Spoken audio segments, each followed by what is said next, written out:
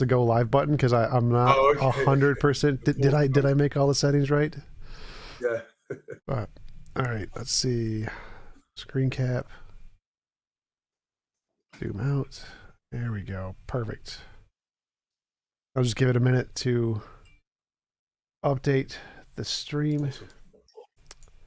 and then check with the chat. Chat, is the sound working? That is the key information.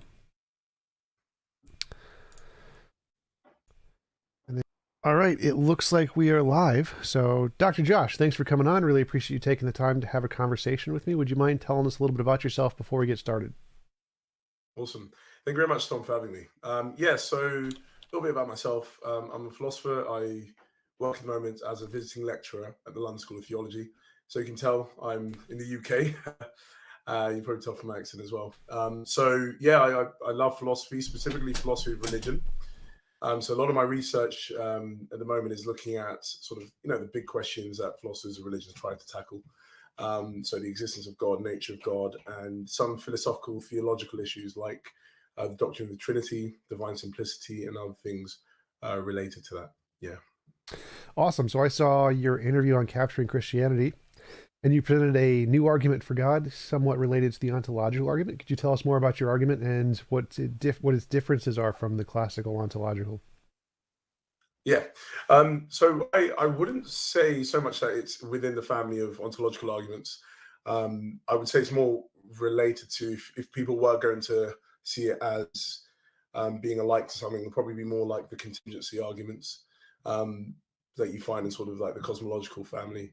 But yeah, the argument itself is looking at specific phenomena that metaphysicians, so metaphysicians are just individuals for your audience, just individuals that philosophers who study about the fundamental structure of reality. They try to come up with theories to try and capture what that is. And I'm looking at specifically in that interview, which is based on a paper that I wrote end of last year, which is focusing on two phenomena that metaphysicians sort of affirm and taken on board as being things that are worthy of study. So this idea of fundamentality and this idea of grounding.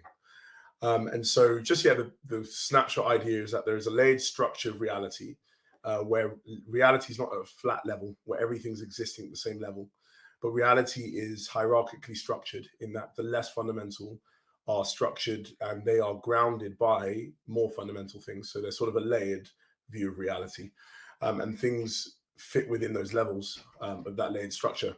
And so, yeah, so the idea here was trying to account for firstly, the non-fundamental entities that are within each of the levels, and then also the relation that connects them together, so the relation of grounding. And so I was trying to say that given a certain abductive criteria or inductive criteria, we can sort of reason, I believe, to God being the best explanation for these non-fundamental entities existing at any point in time, and also for the relation of grounding. So metaphysicians, I believe, are doing a bit of a disservice where they're saying we need to just stop at the level of, let's say, some metaphysicians will take it to be we have these point-like particles which are the fundamental entities, or the person I interacted with a lot in the paper was Jonathan Schaffer, who would take the universe itself to be the fundamental entity and everything else is derivative and dependent upon the universe. And I believe that actually, given the criteria that's assumed in the argument, that the best, I would say the simplest explanation that leads us to expect the evidence that we do are not these entities, but the entity that we postulate and call God. He's the best explanation for these things. And so we can take this then as evidence in an abductive sense for the existence of God. So you said that was a lot in a short space of time. Hopefully it was fine. Yeah. You said the entities assumed within the argument indicate God. What are these entities that are assumed in the argument? Okay, so as I was saying, there are sort of two I'll call it two phenomena. So two things that I believe require an explanation. The first is why there are any non-fundamental entities rather than none at all. So we have these non-fundamental entities. So if we just sort of paint the picture of reality, where we have, and I use this example in that interview in the paper itself. So we have reality being structured, and we're looking at just some certain things within this structured reality. Let's say we have economical theories. These are things which we debate about, we speak about, we utilize to the better the economy of certain nations. And so these things will say exist, but they don't exist just in and of themselves. They exist in a certain sense because they are grounded by the human mind. And so the human mind is the thing which is providing the grounds for these economical theories to exist. So you get rid of the mind, you get rid of the theories. But then the mind itself, and I'm just taking at all, I'm not arguing for a specific view and philosophy of mind, but just assuming something like physicalism or something like that. But let's say the mind is dependent upon the brain. And so we have the mind existing because it's grounded by the brain. And then the brain existing because it's grounded by the chemical structure of the body of the person who we might be focusing on. And then let's say the chemical structure is grounded on the quarks or whatever physicists might be postulating. So what we have is this structure of reality. And as we are descending down the levels, we seem to be getting to the more fundamental things that exist within reality. And so the phenomena then is, let's say we just, for now, the argument itself doesn't take this as the stopping point. But let's say we took the quarks as being the fundamental entities. All the other things above the quarks, so the economical theories, the mind, the brain, the chemical structure, they are non-fundamental entities, okay, because they are dependent. So to be non-fundamental just means to be grounded. So they are grounded entities. And so you have these entities existing. But then you also have the relation of grounding that ties them together. So the economical theories exist in virtue of the mind. The mind exists in virtue of the brain, and so on and so forth. And so that in virtue of locution picks out a specific relation that we call grounding. And so these entities are existing because of the grounding relation, grounding them and tying them to their grounds. And so there's a phenomena then that I'm putting forward as being something that needs to be explained as well. It's not just the non-fundamental entities at each of the levels, but also the grounding relation as well. Why is this thing existing? So we have non-fundamental entities existing, and we have the grounding relation existing as well. So that's the phenomena. And then taking on a specific criteria, so an inductive criteria that's found in Richard Swinburne's work, but it's sort of, I would say, generally an intuitive criteria. So the criteria is just, there's basically four. Do you mind me running through now, or would you like to jump in with the point? Okay, so yeah, with the criteria, so we have basically four components of this criteria. So the first component is the criterion of predictive power. This is the idea that an explanation is true if it leads us to expect the data. It leads us to expect the evidence that we have. But the main thing here, even though it says predictive, it's not talking about finding something that we haven't discovered already. It's about explanation. Is there an explanatory link between our explanation and the thing that we are seeking to explain? So what we have here is, if something fulfills that, then we should expect to find that data if the explanation is true. So that's a criterion of predictive power. And then secondly, we have the criterion of background knowledge. That's the idea that the explanation, if it is to be taken as true, should mesh well with our other ideas and other theories in wider fields. So if we're postulating an entity, that entity should be something who is of the type of entities that are taken to exist in other areas. So if I'm bringing up an idea, for example, if I'm trying to come up with an explanation, so let's run through with just a silly explanation. So I hear a door slam upstairs in my house. Goodness sakes, I'm scared. I get the blanket and say, what's going on?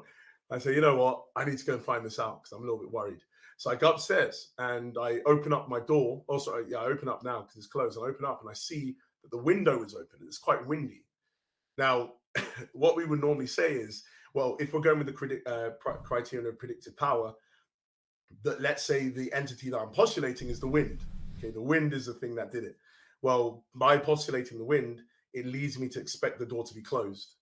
But secondly, postulating the wind fits with the background knowledge because we take and we study about the wind in other areas outside of the explanation that I'm trying to put forward. But if I was to put for example, a ghost, or let's say a fairy, okay, a fairy that's trying to scare me, maybe a leprechaun or something, I don't know. So this thing is trying to scare me. It explains the data because it has predictive power. It leads me to expect the data. But we wouldn't say it's something that fits with our background knowledge because outside of this explanation and fictional works, other people are not theorizing about this. So it's not something I would say fits with our wider area of knowledge. But then you have the criterion of, so the third one is a criterion of scope. This is the idea that an explanation is more true if it's taken to be one that explains less. So the narrower the scope, the better. But when the only thing is that this specific one drops out of the analysis that I'm giving and the analysis that other metaphysicians would give, because we're trying to explain about all of non-fundamental reality and all of the relations of grounding that connect them. So every explanation you give, be it God or be it anything else, as Schaffer and other people do in the paper, the explanation is going to be extremely wide in scope. So that one is not so relevant if we're trying to go for fundamental explanations. And so then we have the fourth one, which is the criterion of simplicity. Now, the criterion of simplicity is broken into two sort of components, subcomponents, which is the criterion of quantitative simplicity and the criterion of qualitative simplicity. Quantitative simplicity is just the idea that a hypothesis is more true if it postulates the fewest number of entities. So again, if I have the wind, I just have one sort of physical thing doing something. Instead of if I said like there were 10 leprechauns that were trying to kill me, you're just postulating one entity. And so we're more open to take that as being a more true explanation. So the fewest number of entities is how you define quantitative simplicity. And then qualitative simplicity is that the entity should have the fewest number of properties and that should fall into the fewest number of kinds. So the fewer the kinds that the entities are instantiating and the fewest number of properties that's exemplifying, we'll take that again to be the more true. But there's a little difference between myself. So some people who are quite read up on philosophy of religion might say it's very similar to sort of Swinburne's approach. But there's something a bit different in that I take Jonathan Schaffer, who, again, I'm using his name a lot, but he's a very prominent, for your audience, he's a very prominent metaphysician, not a Christian, not a theist, an atheist, and doesn't really delve into theological issues. But he's very hot on this idea of grounding. And so he's very influential in sort of the development of the notion. But he also is quite hot on this idea of simplicity. And so he puts forward this idea called the laser, which is like a 21st century updated version of Occam's razor. So instead of the razor, you have the laser. And the laser basically says that we should have, and applying it, so Schaffer doesn't apply in the context I do, but I'm applying it to this. And it's basically saying that we should have the fewest number of fundamental entities, and we should have the fewest number of fundamental properties that are exemplified by that entity, and the fewest number of fundamental kinds that entity instantiates. And so what we have then is the idea about fundamentality. So it doesn't matter how many non-fundamental entities are. You can multiply as many as you want. Okay, it doesn't really matter, as the razor will normally have a problem. But what the laser says is actually at the base level of reality, the fewest number and the fewest kinds and properties of entities should be the thing that we are focusing on more. So it's about fundamentality. So just taking this sort of this, let's say, elevator slogan, a true fundamental explanation is one that I take to be the simplest explanation that fits with our background knowledge, that leads us to expect the data when otherwise it would not be expected. And so I believe when proper, arguments and analysis is given to it, that God, as I define him, because I do define him in sort of a unique way in the literature, but the way that I take God to be defined, he is a simplest entity that fits with our background knowledge, that leads us to expect the existence of the non-fundamental entities in our structure of reality. Could you say that again? So he's the... To say your criteria, that one sentence again, God is the simplest thing that leads to expect the data thing? Simplest, he's a simplest entity that fits with our background knowledge, that also leads us to expect the data. So the data being the relation of grounding and the non-fundamental entities, when otherwise, without his existence, we will not expect them to exist as well.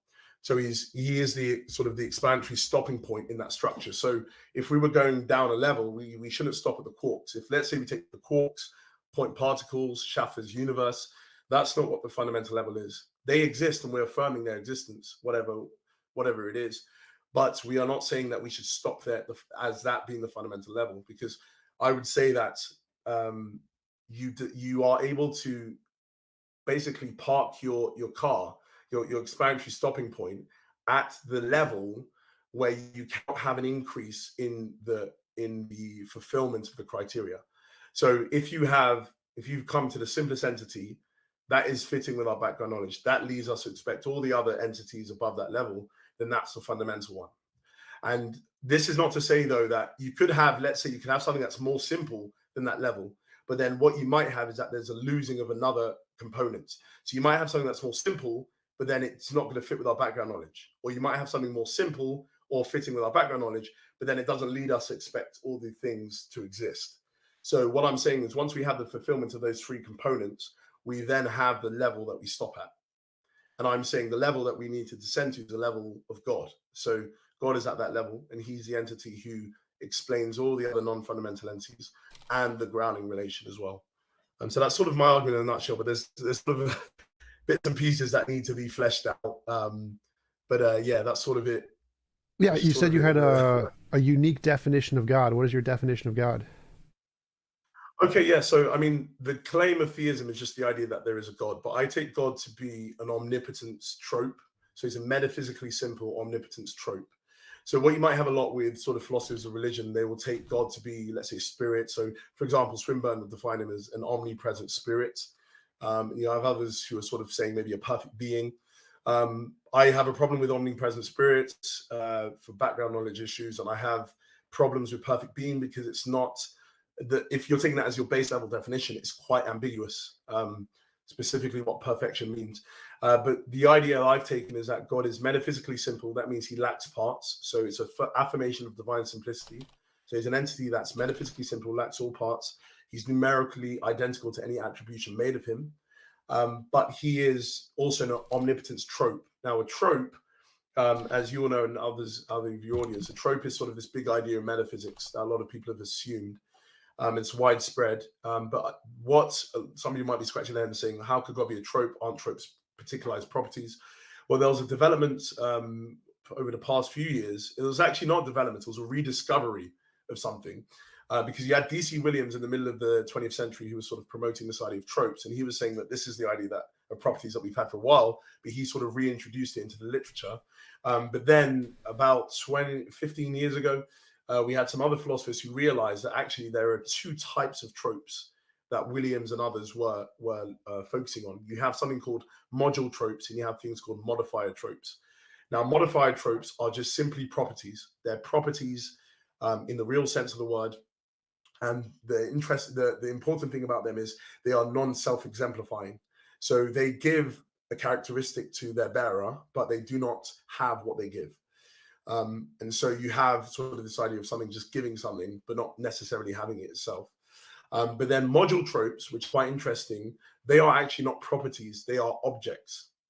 And so when we say that trope and we're talking about module trope as a property, we're sort of using it in an analogical stretch sense of the word, because they sort of fulfill the role of a property in that they give character to something else. But they are not properties, they are objects, and they are self-exemplifying. So they have what they give. They have whatever characteristic that they are giving. So an example of this, of a module trope, would be a hotness trope. So we would say that, for example, if I touch the stove in my house and I burn myself, oh my goodness, I've burnt myself.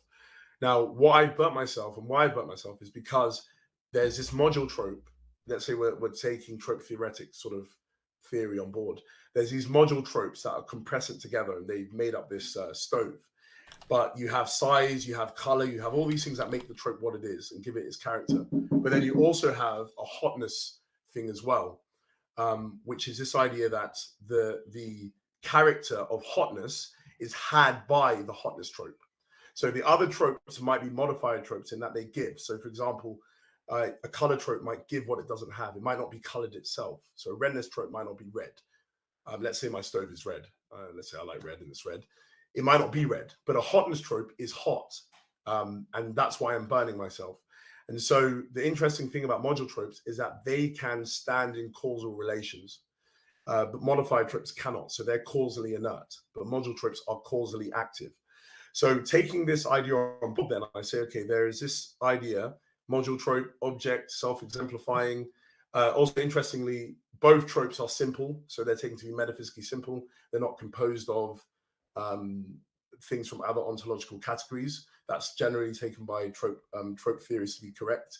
And then also it can stand in causal relations. So then I take that and I say, well, that's how I'm defining God. God is a trope. He's a special kind of trope.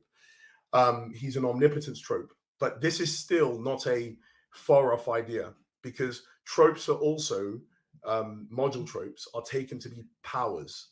So you might have this idea of, in a lot of sort of contemporary metaphysics, about this idea of powers. And tropes, a lot of time, philosophers who assume trope theoretic theory or the trope theoretic framework, they will take tropes to be powerful entities. So they manifest in certain ways and they have powers. And so what I take then is that God is a powerful trope, like any other trope. But the difference between him and other tropes is that he doesn't have limitations to his power. So other tropes might have limited power, but all you do is just shave off the limits for this specific power trope. So you have an omnipotence trope that's metaphysically simple, lacks all parts. And that's sort of the way that I take God. And also, I mean, I don't have to go through it now, but you can get all of the other divine attributes from omnipotence itself. So you can get omniscience, perfect goodness, and all these other things, perfect freedom. But I won't run through that now. So you have this one entity, this omnipotence trope, lacks parts, metaphysically simple. And that's the definition of God that I work with in this specific argument. Yeah. Okay, so my first question would be, based on your definition of God, none of those properties seem to fit our background knowledge. So in criteria you've presented, the predictive power, background knowledge, scope, and simplicity, it seems like all of those things you listed would be essentially synonymous with a unicorn or a leprechaun. None of these properties that you've listed of omnipotent tropes, metaphysically simple, numerically identical to any property, all of that seems, the no limitations kind of criteria, all of that seems to, none of that fits into the background knowledge we have. We have no basis to conclude any of those things are real properties other than things we've kind of arbitrarily asserted. So wouldn't that go against your criteria? Oh, no, not at all. It depends what you mean. So just breaking down what you're trying to say, just so I understand it correctly. So you're saying the trope idea or the omnipotence trope idea doesn't fit with our background knowledge. Is that what you're saying? Or, Yes, to me it seems synonymous with saying leprechaun or a unicorn or fairies. why would it be synonymous to that? Because I don't see any background knowledge for any of these properties. All these properties seem to have no basis in reality. Like I'd say properties that do would be spin, charge, mass, etc. Those seem to be properties that have a solid background knowledge.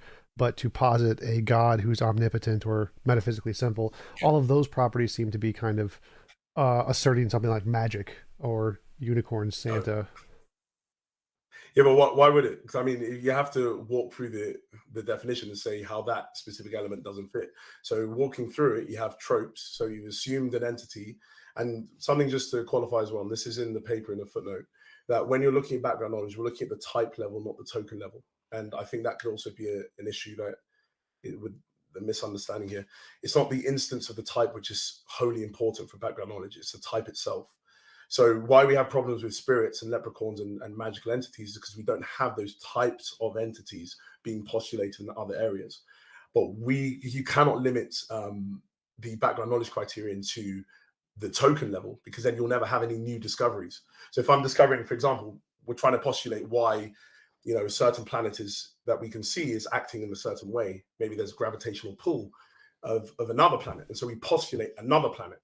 Now, why we're postulating another planet and not just some random spiritual, let's say magical entity, is because the type of entity planet is something we already accept to be things that can exist or do exist. But then the instance itself, you cannot say that because you don't know how that planet is going to be like. You don't know how the planet's going to be operating like, given that it might be in a different galaxy where there might be different operations when it comes to that planet. So the instance is not so important, it's the type.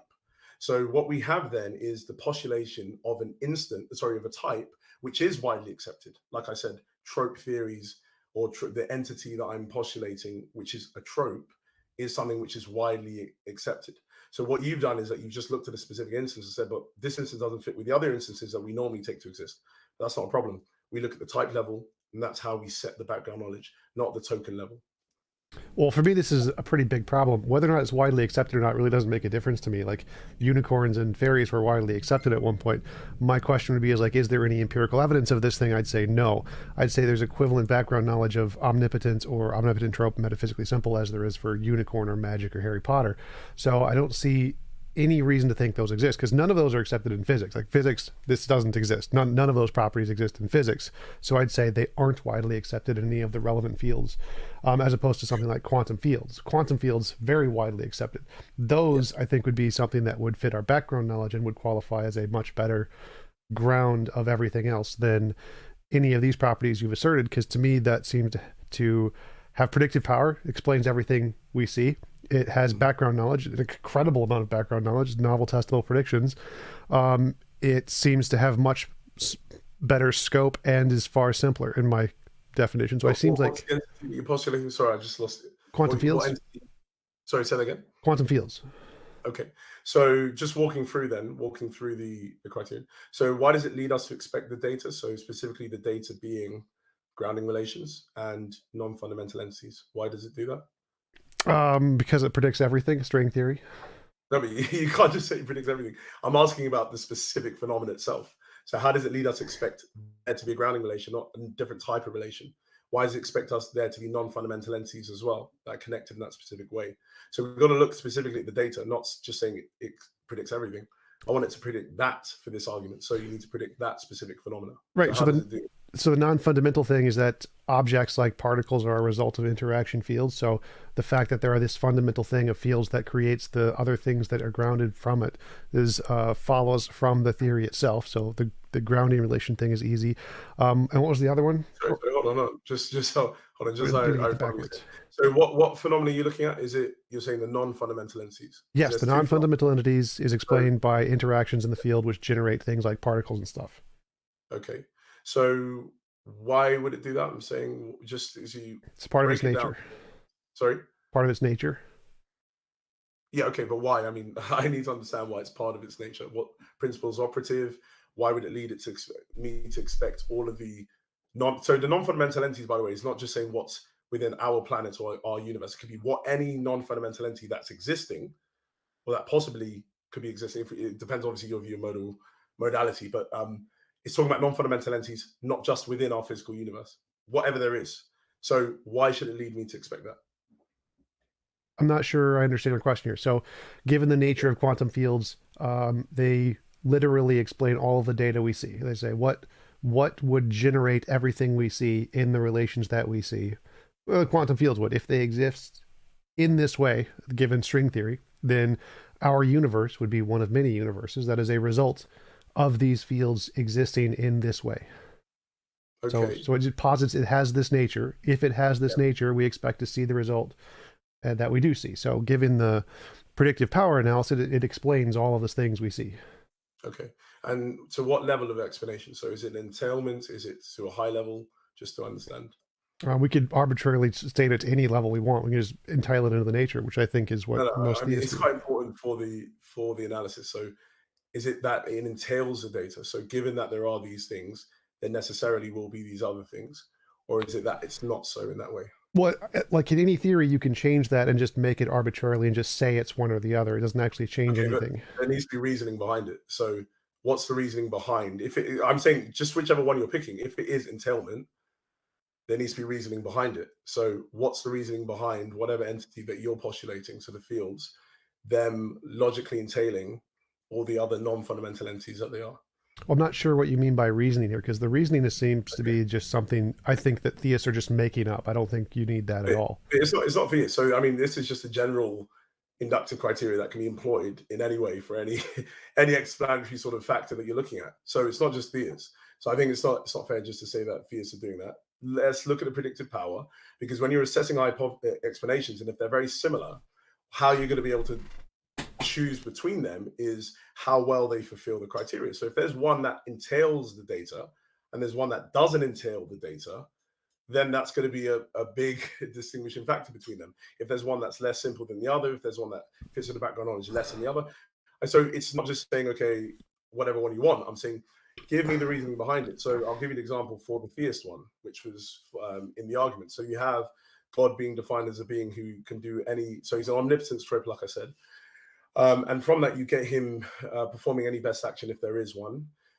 Taking the diffusiveness principle, which is a principle found throughout History, it's not at the moment very in vogue, I would say, but that doesn't necessarily mean it's been refuted. But it's something that's been found widely. So yeah, diffusive principle is the idea that goodness is diffusive of itself, which seems to be intuitive. So if we have goodness being diffusive of itself, existence being a good thing, and God being a being that performs the best action if there is one, then it seems to be the case that his existence will logically entail other things existing as well. And there's not a limit to what those other things would be. So you can then say we expect there to be all these other non-fundamental entities, given that non-fundamental entity is just an entity that's grounded. Secondly, we can also expect the entailment of the grounding relation, because given that there are these non-fundamental entities, there will be a connection between God and these non-fundamental entities that are postulated. So then you will say, what type of relation is it? Well, it's a synchronic relation in that this entity is, let's say, sustaining them in existence. And so we take it to be a grounding relation, a relation that they are existing in virtue of God. And so what you have is an entailment indirectly of the grounding relation, directly of the non-fundamental entities, indirectly of the grounding relation. So I'm saying there's reasoning behind it. So I would like you just to provide me the reasoning behind, why these quantum fields or the fields you were speaking about entail the non-fundamental entities and entail the relation of grounding rather than any other relation. Right. So my interpretation of what you just said is that you've made up a property called the goodness property, and this goodness property is kind of like the anthropic principle, and it explains all the data we see. And I can just make up a property and say there's the wiggly wobbly property, and this is within the quantum field, and the wiggly wobbly property entails all of these grounding relations.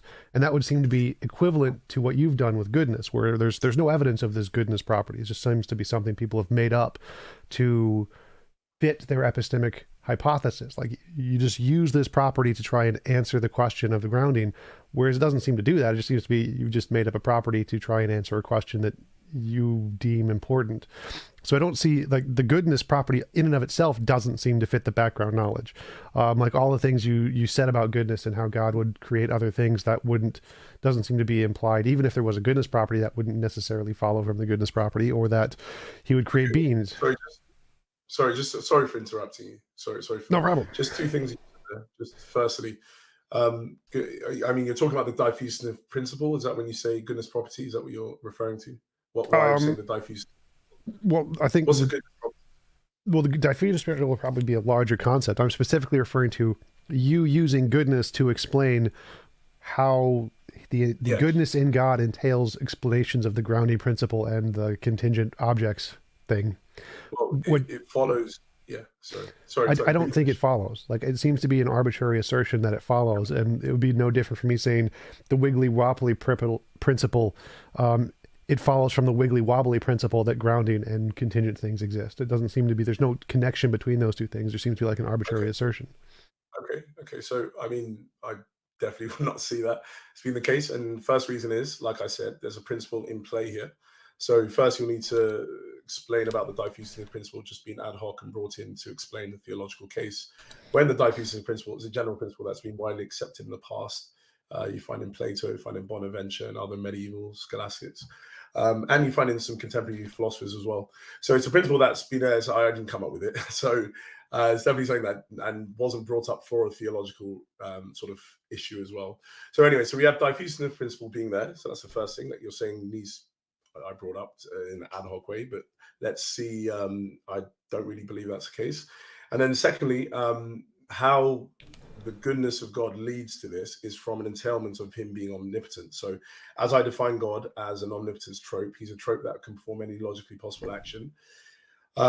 Being omnipotent entails that you would do the best action, because what you have is that you have an entity that's omnipotent would be perfectly free. Perfectly free means you don't have any causally effective influences on your decision making. So, for example, if I'm looking at two things and I want to eat, I mean, the sweet tooth for myself is going to say I want that chocolate cake in front of me, but the health kick in me that I may be on is going to say actually you need the Brussels sprouts.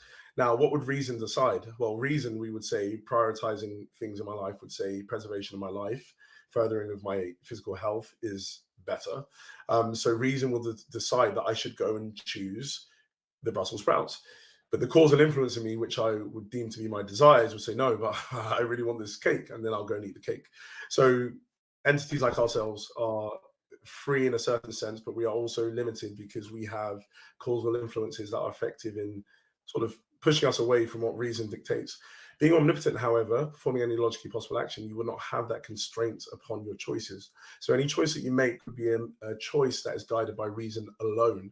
And so what that means then is that you'll perform the best action if there is one. Given that you're also omnipotent, you would know of all the truth value of every proposition in the past and in the present. Not necessarily saying you'll know of every true proposition in the future, because there might not be ones. But you'll know of every true proposition in the past and in the present, because in order for you to perform an action, you will need to know what occurred in the past and what's currently occurring at this moment. So what you will then have is that it will know the truth value of propositional statements. And so it will know what is the best action. We don't know what the best action is all the time. That's why sometimes, again, even though we're guided by reason, we end up doing the wrong thing when we should be doing the right thing. But essentially, being omnipotent will not have causal influences, so it will only be guided by reason. It will know the truth value of every proposition, so it will also know what's actually the best action, if there is one, or the equal best action, or just a good action. And then it will be guided in that way to perform that action. So what you then have is then taking existence to be a good thing. So something existing being a good thing, it will then be led to go and bring about this thing existing because it's a good thing. And so it wouldn't have any causal influences that would be pushing it away from doing that. So it will just logically entail, inevitably, that it will go and do that thing of bringing about good things. So bringing things into existence. So I'm not understanding then how there won't be non-fundamental entities in that way, because that wasn't just a postulation. It was stemming from the definition of God as omnipotent and then leading into the data that we see. I don't see how that's not a postulation, because it seems like you've made up this criteria of omnipotent and you have entailments that it also entails omniscience and omnibenevolence in some sense, not literally. But I would say that that's no different from me saying I define the quantum field as having the wibbly wobbly principle, which entails the goobly woobly principle. And so it seems like if I just entail all these new made up definitions that don't have any evidence, I can add definitionally into these new properties that they explain the data or whatever, but that doesn't make it evidence. That doesn't make it actually count as a good explanation. It just means I've added in a new property which I've made up and has no evidence for, to literally just define it as an explanation of the data, which seems to be, from my perspective, what you've done. I don't see any reason to accept omnipotence as a thing. That seems to not fit our background knowledge. Again, I don't see the goodness. I don't see goodness, how that fits into our background knowledge. I don't see any evidence of that anywhere in physics or anything. Quantum fields, spin, charge, mass, I see all of those things have a significant amount of evidence that qualifies as meeting the criteria of being background knowledge. But I don't see anything that makes omnipotence or goodness. I didn't critique the diffuseness principle. I didn't object to that. Just the property of goodness being something that you could apply the diffuseness principle to get an explanation of grounding and contingent things. That seems to be arbitrary. It seems like me saying you can define the wibbly wobbly principle as explaining grounding and contingent things. It seems like you can arbitrarily assert it and just apply the diffuseness principle to it because you've given it in the definition. But that doesn't mean it actually follows. It just means you've made up a definition. So again, I'm not seeing how either goodness or omnipotence has any evidence that would make it fit the background knowledge criterion that you provided. It doesn't seem to have any background knowledge. Like, I don't. So I mean, the problem I'm sort of seeing is that you're limiting background knowledge to the area of physics, when I don't see there should be any reason to do that. How so? Because we're looking at the metaphysical data. So if we're looking at metaphysical data, shouldn't we take into account other things in the field of metaphysics, and then we look at other neighboring fields outside of metaphysics? How do you establish what is background knowledge and what isn't? Like, for example, I assume you wouldn't think anything we come up with a definition for wouldn't necessarily qualify as background knowledge. Like, you could come up with a definition of leprechaun that wouldn't count as background knowledge. So how do we differentiate things? No, I mean, yeah. So obviously the limit of background knowledge is difficult itself to sort of say this is where we can demarcate the line. But I think it's quite plausible to say, well, start first with what field are you taking data from? Well, you're taking it from metaphysics. So let's first look at the other theories that are taken to be true in the field of metaphysics, see if it meshes with those. And then if there's a additional element to it, you can then take other fields in let's say physics or other things like that. But I would say that's actually how people should be operating. So even giving a card to the atheist, I would say when we're looking at physical data, so it could be, let's say, a cosmological argument, we would say, let's first look at the background knowledge in physics, because that's the data that we're looking at. We're looking at something that's accounted for in physics. So then we're going to look at the things, the other theories that are found in the physical, the field of physics, and then we're going to, maybe if they're important or relevant to the activity of explanation, we will then look at other fields that might have some relevance. But I'm not understanding why you've located at the beginning point background knowledge being at physics when we're looking at the metaphysical data. So I brought to you two things that studied by metaphysicians: fundamentality and grounding. So why are we saying background knowledge is found there in physics when we can look at metaphysics and see tropes to be things that are, because anyway, I mean, physicists aren't postulating tropes. Metaphysicians are doing that, and they're doing it widely, and they're applying it to physical theories. So it's something that's widely accepted in metaphysics. Because then, if we're operating with the same sort of limited amount of background knowledge that you are doing, or stringent sort of limit to just the area of physics, then you're not going to do a lot of metaphysics, which a lot of philosophers say we can do metaphysics, because they're not first saying, well, we're postulating something that we find in physics, and then we can then say, sort of, how does it work in our metaphysical theories? That they're postulating things that are at the fundamental structure of reality, which physics doesn't study.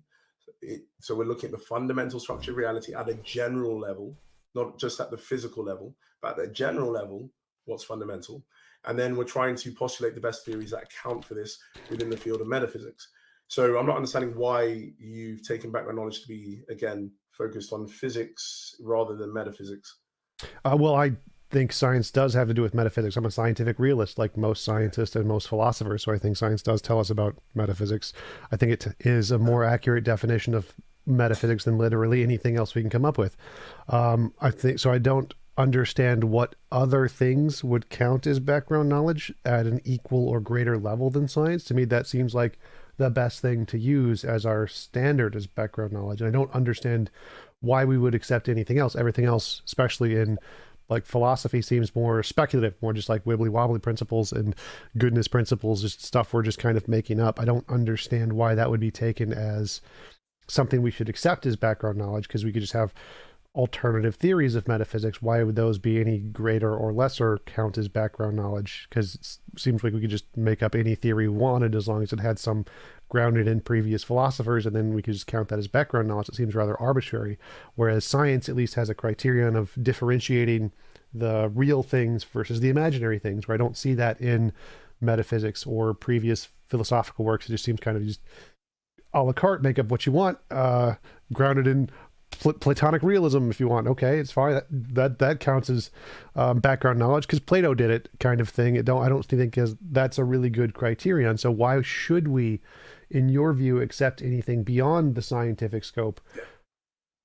So, I mean, I don't think metaphysicians operate in that way. So you won't find a lot of Platonists in sort of the contemporary field of metaphysics. But my problem I will have with what you're saying is, yeah, science can have some um, say in the field of metaphysics, but at the end of the day, it's not identical to the field of metaphysics as data which is not studied by the natural sciences. So, for example, the grounding relation, that is not something that's postulated by physicists. However, it's widely accepted by prominent metaphysicians that this is a relation that's, number one, worthy of study. Number two, seems to exist because it plays a part in metaphysical explanation. So the same way that causation, and I don't think we'll be saying causation doesn't exist in some sense, but causal laws, and let's say the laws of physics, they operate because in the fields of physics, and we take them to be things that are true because they play a part in causal explanation. The metaphysical laws and the grounding relation plays a part in metaphysical explanation. And it seems to be the case that if you do not postulate something like grounding, you are not going to have a lot of paradigm examples being explained away, because so a lot of metaphysicians, just for the audience, they'll start with, we seem to have these paradigm examples in reality. So, for example, something like simple as Socrates and his singleton set. What's the relation between Socrates and singleton set? Well, it seems to be the case that there must be some relation to them, but it's an asymmetric relation. Socrates explains the set that he's a singleton of, and it's not the other way around. And what best captures that is this relation of grounding. So grounding seems to be something that is postulated to exist in reality. It is something. And so we're taking metaphysical data, which is not studied in science. But if I'm taking your specific way of doing philosophy and metaphysics, then we shouldn't even look at the grounding relation, because it's not going to pop up in any scientific theory. So again, I think you're limiting metaphysics to just one area of or one interpretation of metaphysical sort of theorizing, when the contemporary metaphysicians who are working, this has nothing to do with theology or theism, they are working in the field of contemporary metaphysics, wouldn't take your approach. So for example, E.J. Lowe, who passed away in 2012, very prominent metaphysician in various areas, and nothing to do with theology. I think he had one thing on the ontological argument, but it was like a side project, so don't count him away for that. But yeah, so he would define, and a lot of people follow him in defining that actually metaphysics, because it's a study of fundamental structure of reality as a whole, it is the thing which science itself is dependent upon, because science is studying reality, but it's studying a certain part of reality, which is physical reality. But what we have here is there needs to be metaphysical theories that are in place in order for science to work. So for example, if you look at truth maker theory, or theories of truth itself, like correspondence theory of truth, those are things which are metaphysical things that we are theorizing about, which are then assumed within a scientific context to then operate. And so what I'm trying to say to you is that we have data and we have theories that metaphysicians have in their field. Physics might have a part to play in that specific theoretical role, but it's not going to be identical to the study of metaphysics. So when we're saying fit with our background knowledge, I'm still don't feel I've had an answer, because I feel you're making a lot of assertions as well. I've given you reasoning from omnipotence to perfect freedom to goodness, then to giving the diffusive principle the existence of the non-fundamental entities. So in that chain of entailment, being omnipotent, being perfectly free, then being perfectly good, where is the break in the chain? That there's a problem there. Because I would say the wiggly, I don't know what you called it, the wiggly wobbly or field, I don't know what you called it. Again, that's something that anyone can postulate, because something to say as well, and I think there was an erroneous reasoning in your part, was that you were doing a posteriori work at the explanation forming phase. The explanation forming phase is an a priori task. So we first have these explanations. So I'm putting forward this idea of God, an omnipotence trope. I'm then going to test it. So this is the a posteriori sort of part of the explanatory task. I'm then going to test it according to the criteria to see then if it fits with our background knowledge, leads us to expect the data is simple and all those sort of things. So I'm not understanding why, because you can postulate this wiggly wobbly principle, postulate it, but then you'll need to show me why this wiggly wobbly principle, even though it can lead us to expect the data, because it will, why it then does fit with background knowledge being the wider field of metaphysics and not just the field of physics, and then it being simple quantitatively and qualitatively. So you'll need to walk through each of the criterions to show me where there's a better fit and where the ad hoc reasoning in my part is, when I've shown that freedom, goodness, and then the entailment of the non-fundamental entities of grounding relation follow from the omnipotence trope. Right. And so my argument would be is that for something to qualify as background knowledge, we need some criteria to differentiate. Does it correspond to reality, the truth theory, or is it just something we've made up? Can you differentiate imagination from reality? And if you don't have that, then it's just arbitrary. Anybody can just make something up. There's no difference. And so I would say that the way to do that is science. Science has a way to differentiate imagination from reality. I don't see any reliable way to do that in metaphysics at all. I like, if I'm talking about the fundamental nature of reality, I'm talking about physics. That's literally all physics does. What is the fundamental nature of reality? And so even though I agree that there are things that are prior to physics that we haven't discovered yet, like causation, grounding, whatever, I would say that the only thing that qualifies as a good explanation of what those are is what the most fundamental thing we know about in physics is, fields. So we could say, if there is causation, what is causation? It's probably an interaction between the fields. That's probably what it is. You can't go any baser than that. We can't posit anything that is more fundamental than the most fundamental thing we know about in physics, because that's the only thing we have reason to believe is actually real. Everything else is just speculation. And so from my position, for it to count as background knowledge, we need to have that additional metric of this can be differentiated between imagination and reality, and novel testable predictions in science does that. I also wanted to mention, I disagree with the was it the predictive power scope? I would always consider that to be post hoc in the way you've presented it, where it's just explaining the data as we see it. It's anthropic principle. Everything does that necessarily. So in order to count just as to understand it correctly, can I just understand what criteria were you talking about? You said predict, scope and predictive. You brought predictive them power. together. What? So Predictive power, sorry. Okay. So predictive What was your power issue? leads us to expect the data. Like if I say there's a gold brick in my basement, and if a magic leprechaun exists who likes to create gold bricks, well, that would explain the data. But that's not very good explanation, I would say. If you want to say that's a good explanation, you need to predict something in the future that we don't know about yet. If there is a magic leprechaun in my basement and I give him a cookie, then he will create a gold brick, and then I give him a cookie, and if a gold brick appears, then that's good. That's good predictive power. I'm happy with that. But just being able to post hoc explain the data, I don't think that matters at all. Everybody can do that. You should make up whatever So it definition you doesn't want. matter. So if I'm in a court of law and I'm trying to understand who killed someone, and I put forward an explanation of David is the one who had the knife, we saw, his blood and all these sort of things were on the knife, and all these sort of CCTV camera footage found David.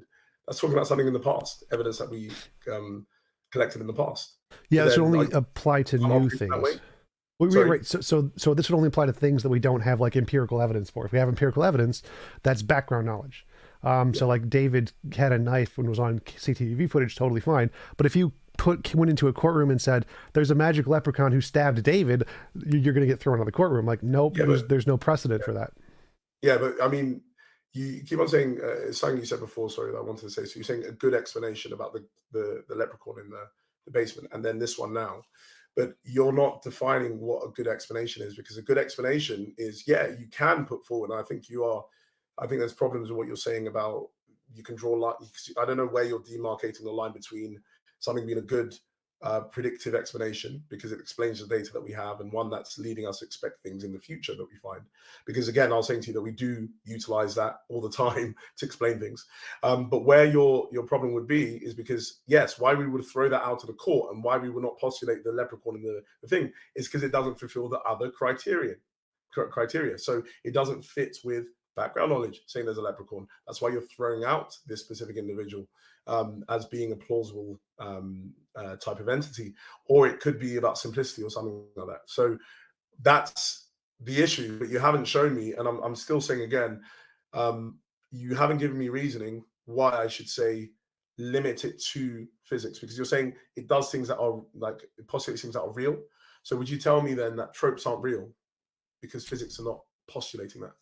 So metaphysicians don't take tropes to be real. I would say the concepts in metaphysics, like tropes, grounding, causality, are abstract concepts that, if they exist, would correspond to some physical entity like a field. And so how does tropes do that? No idea. I'd say it's probably some kind of a field. If it exists, it's some kind of a field, and that's the best explanation. You can't make that assertion without actually showing how that's the case. So it's again, that's a basis assertion. So tropes are taken to be things which are taken to be real. So using your terminology, real, because they have explanatory value, because they play a role, for example, in causation. Tropes are a better explanation than universals because they can stand in causal relations. So if I see a yellow flower, why I'm seeing that yellow flower is because that yellow flower has a particularized trope or particularized property or a trope, which is a bearer of which we then are standing in a causal relation with. But universals are not taken to be things which are causally active, and so that's why we will not say that we would postulate universals to do any wrong in reality. And so why philosophers take tropes is because they have theoretical value, not because they're found in the field of physics. So you're making the assertion, unless you can show me how tropes fit or do not fit with, because you're saying that they will more than likely fit with something in physics. You need to show that to be the case, because I haven't made assertions without trying at least to show how it's been the case. You can try to you say my reasoning's flawed, but I'm not making just an assertion and saying, well, it must be like that. I don't think why that should be the case. So we have tropes being things that are postulated by philosophers widely, and that's not studying the field of physics. And I was just really trying to understand why I should take then your criteria of background knowledge, because then that should just get rid of tropes and other things that philosophers are postulating. Well, it would get rid of them as independent entities, that's for sure. So I would say that because the vast majority of human things that we come up with within our head are purely imaginary and don't exist, the default thing is anything that has been come up with by human imagination is imaginary and does not exist. And the things that we know are beyond just our imagination are physics, the science. The science has a good reason to believe this is something that is true and exists independent of our imagination. And so these abstract criterion like grounding, tropes, causality, it seems just a priori, or technically a posteriori because of our knowledge of how imagination works, that these are probably just abstract criteria that would have to correspond to some existing thing, and our concepts probably don't do that. They don't exist on their own. There's probably something, if these ideas do describe something, it's going to be some field in reality, because that's the best evidence we have. And so my evidence would be, to answer your question, is that because most of the things humans make up are purely imaginary and don't describe anything, then it's most likely to include, if it doesn't have any independent evidence that it is a real thing, it's probably just a made up thing, just like all the other made up things. Yeah, but it does have independent evidence. It just might not be found in the field of physics. So my problem was trying to say, can you please just show me Yep. how these things which are taken by contemporary metaphysicians to be things which are real, using the terminology real, but they're not found in the field of contemporary physics. So my problem is that you're just saying that it must be like that.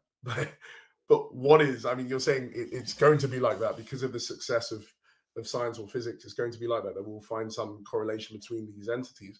But at the moment, we haven't. And philosophers are still postulating them to be real. So is your criteria then correct? Yes, because all the things we have confirmed have only been confirmed in science, and there's no other domain, as far as I know of, that has ever been confirmed.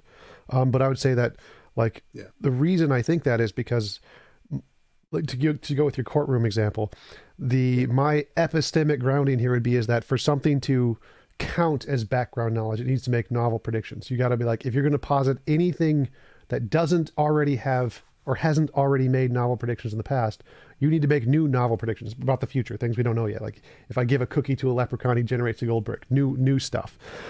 Just the ability to post hoc explain the data doesn't give us anything, because that's just problem of underdetermination. Literally anyone can do that. You can explain all of the data with infinitely many hypotheses.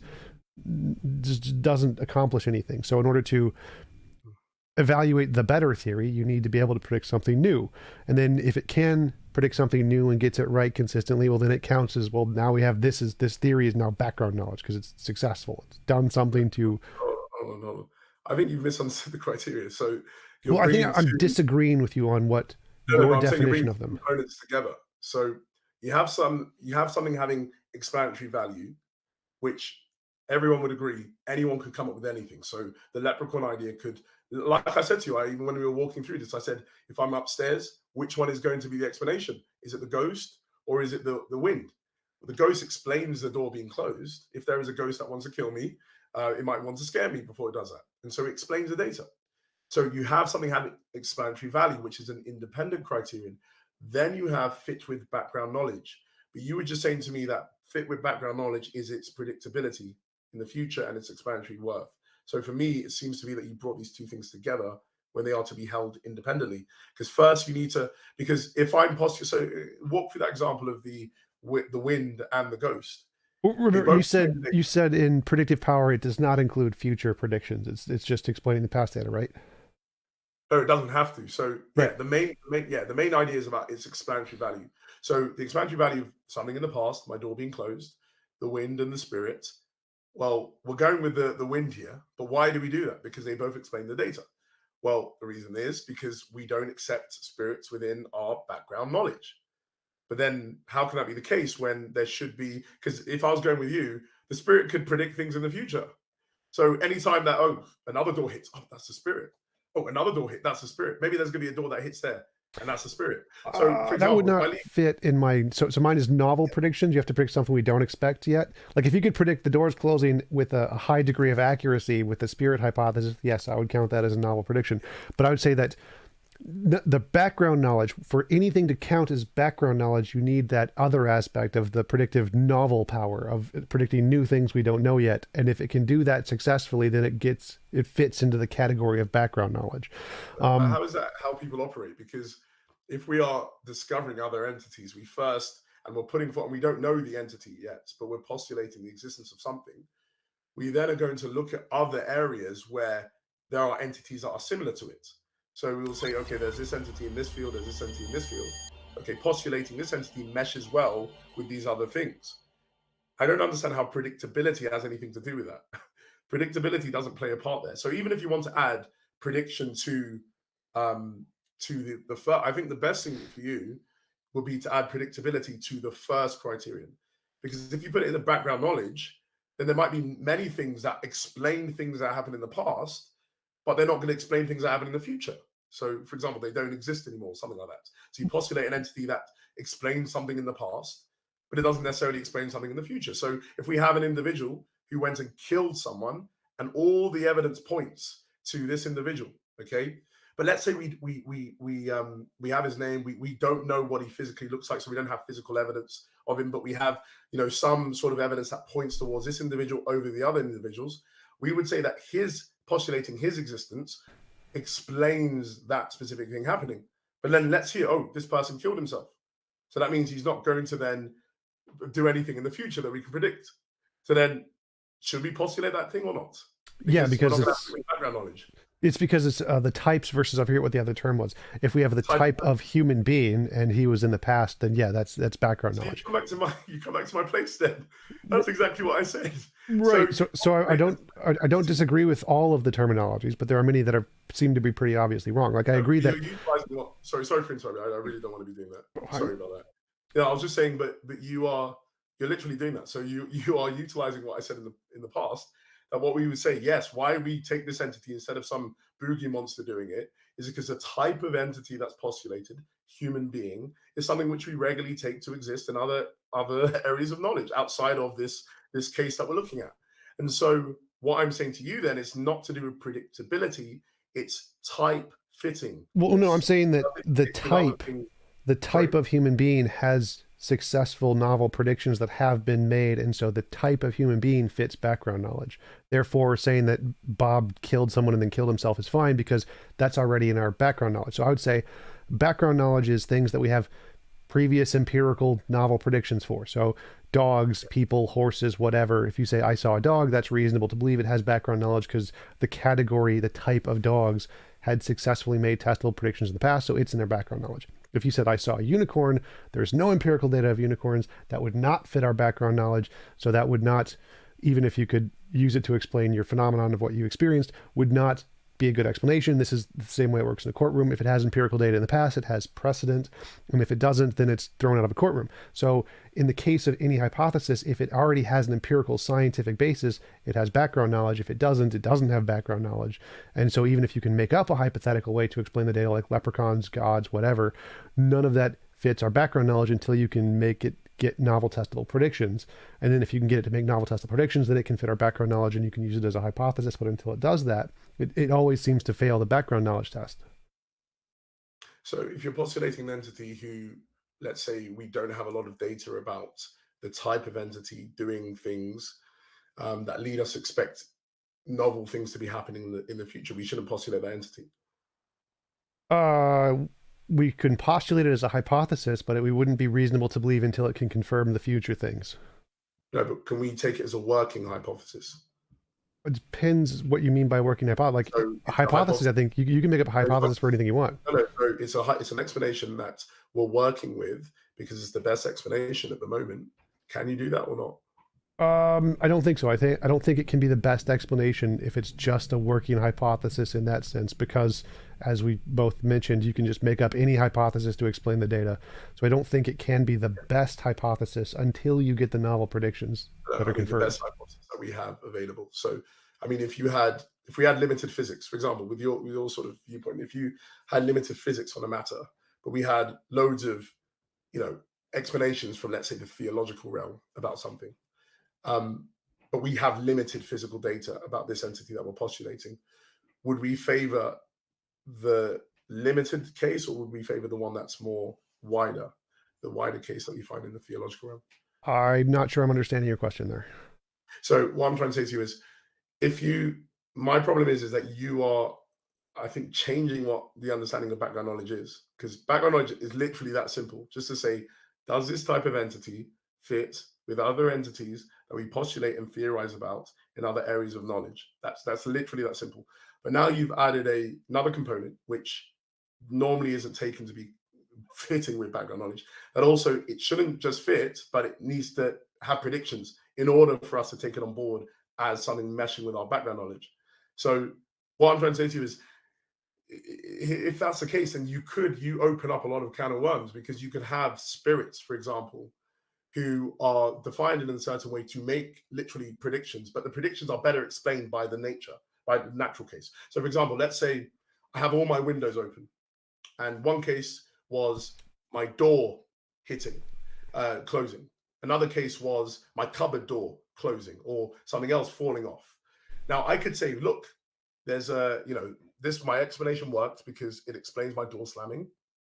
My explanation also works because, look, didn't I bet my book, or my porcelain vase, which is on the edge, is going to fall over in a few minutes. I know it's going to, and then it falls over. And I say, look, the spirit did it there. Wouldn't that be predictability? But you would obviously say, but sorry, we have the wind being able to also explain that. The wind explains this. The wind explains it also happening there. But why we're taking the wind as the explanation and not the spirit or the leprechaun or whatever is because something like the phenomenon of wind fits a lot better with other things that we are theorizing with. Because the problem is, if you're going with your thoughts, the leprechaun does have predictability. But why we're not favoring it over the other one is because of meshing with other things in wider areas. That's why we just throw it out. And that's why you'll normally throw out an explanation where someone just gives a dragon or something like that. It doesn't fit with the type of entities that we take to exist, even though it could have explanatory value and even have some form of predictability. Or I'm pretty sure I agree with like everything you said there. Yeah, we prefer the wind because you're not predicting anything new. There's nothing novel about saying the wind will cause a door to close. So like if you could predict, I didn't say the wind will cause a door to close. I didn't say that. I said the leprechaun will. So right. I apologize. Yeah, so that is a novel the door will prediction. close. The door will close. There's nothing novel about saying the door will close. Doors close all the time. That's a very common phenomenon. It's like predicting the sun will rise tomorrow. What? Yeah. Oh, so like if I said I believe in the leprechaun, if the leprechaun exists, the sun will rise tomorrow.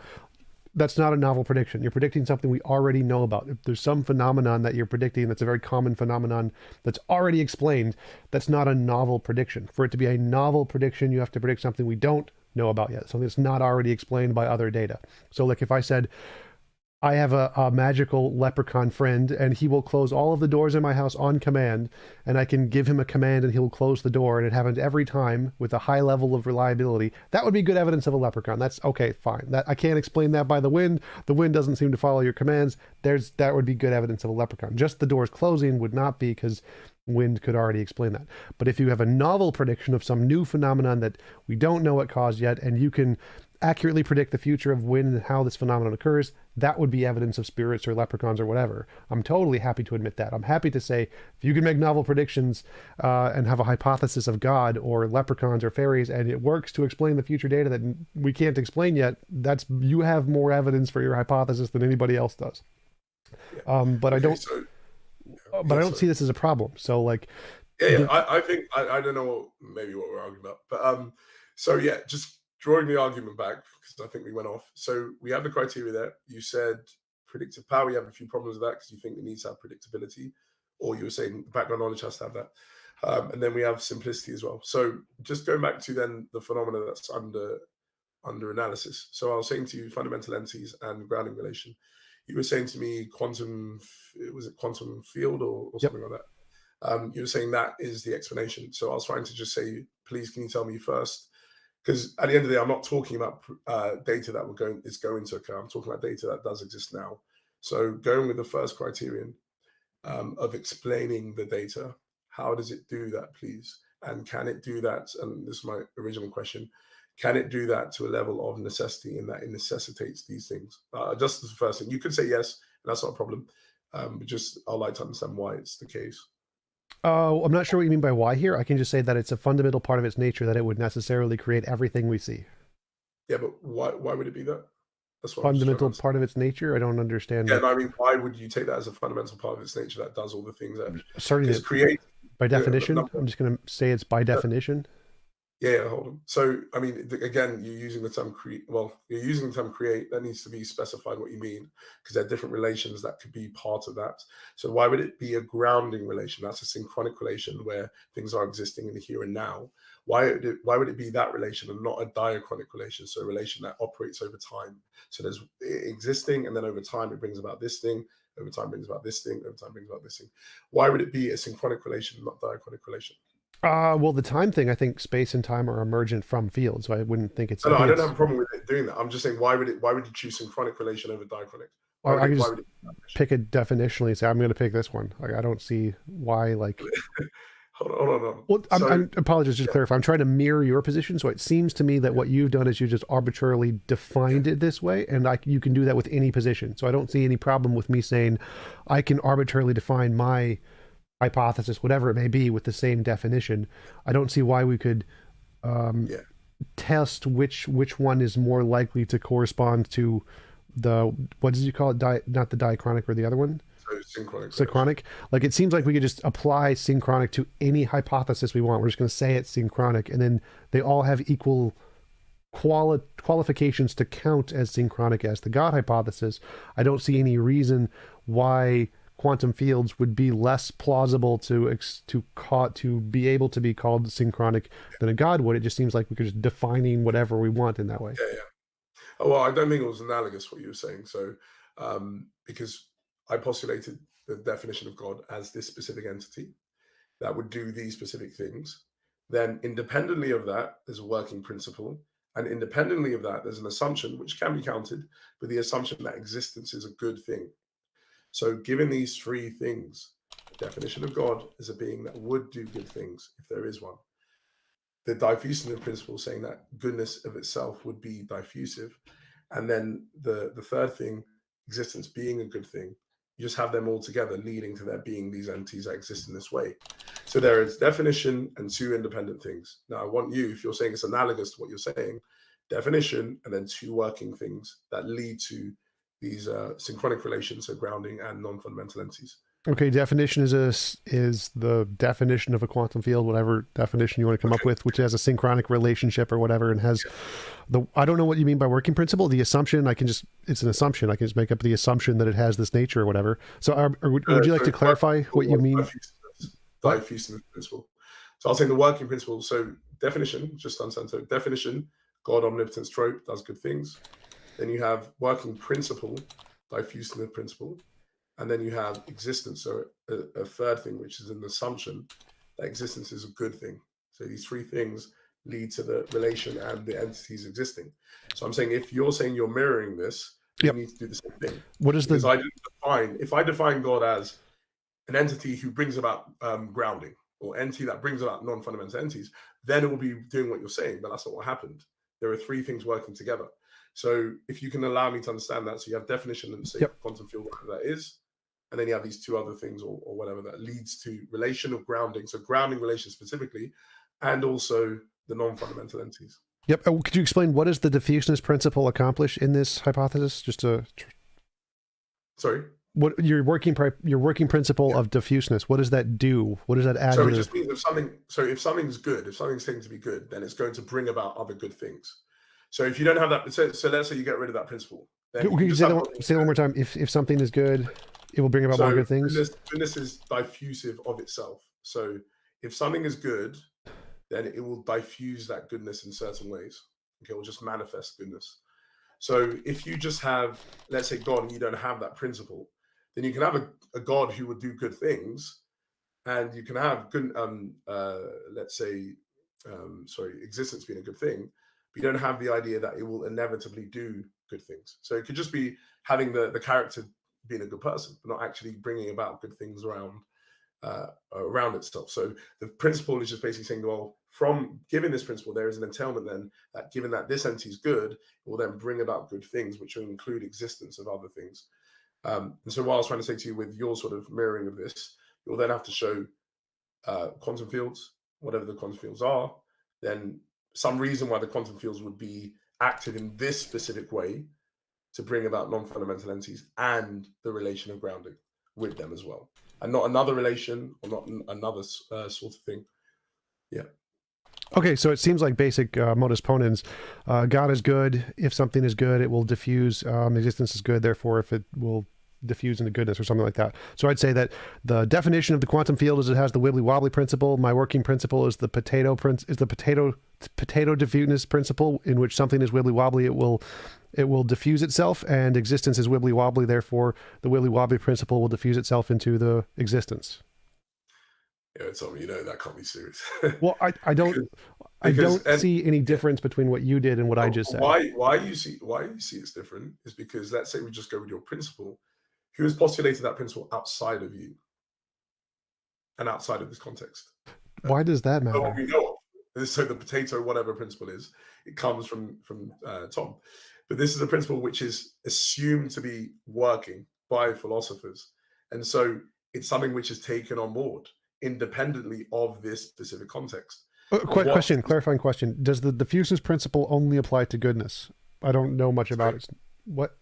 Yeah, generally it's taken to be the idea that the nature of goodness is just that it's diffusive, that it just brings about the good things.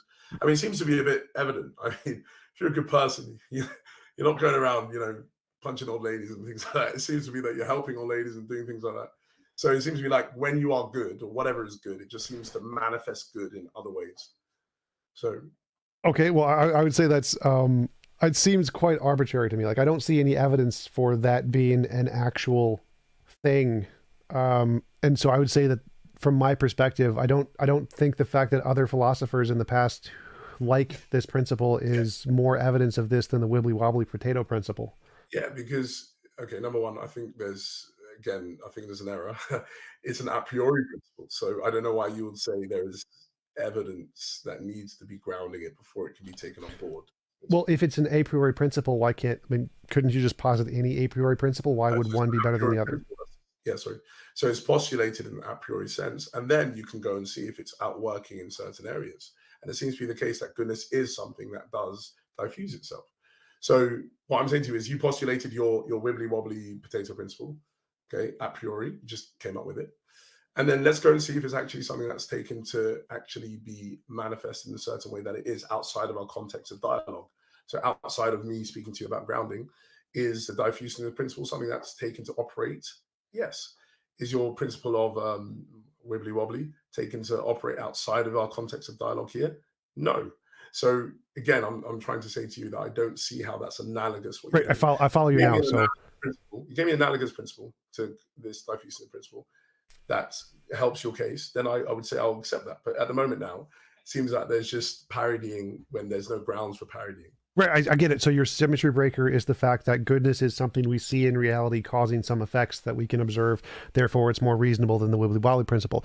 I don't see that. I don't see any evidence of goodness anywhere in the universe. Like it seems to be more like a word we apply to things humans do because of our feelings, to take the subjective morality route. That seems to be more plausible than that the goodness diffuseness principle is a real thing. I don't see why we would think that the goodness diffuseness principle was a real thing. And secondly, even if it was, like I'm a moral realist, so I like morality. I don't see why we would need to posit it in the nature of a God. It just seems kind of arbitrary. No, but I'm not postulating it in the nature of God. I'm postulating it as a principle that's just assumed to be working. And then given that God has this specific nature of being good, it will lead then to this specific result, given this principle. So it's not part of the nature of God, this principle. That's what I'm trying to say to you. So you have this principle. I think you said in his definition was goodness was entailed in the omnipotent, he'll do perfectly good things or something. Sorry? You said like in the definition of God, he is, in the definition of omnipotence, it entails he will do good things or something along those lines, perfectly good things. So yeah, so he'll do the best action if there is one, equal best action if there. Right, so that's all I meant by goodness is in his definition. I was just referring back to that part. So it seems like I want to change my parody here because I understand more about your argument now. So my parody would be quantum fields have innate energy movement in them.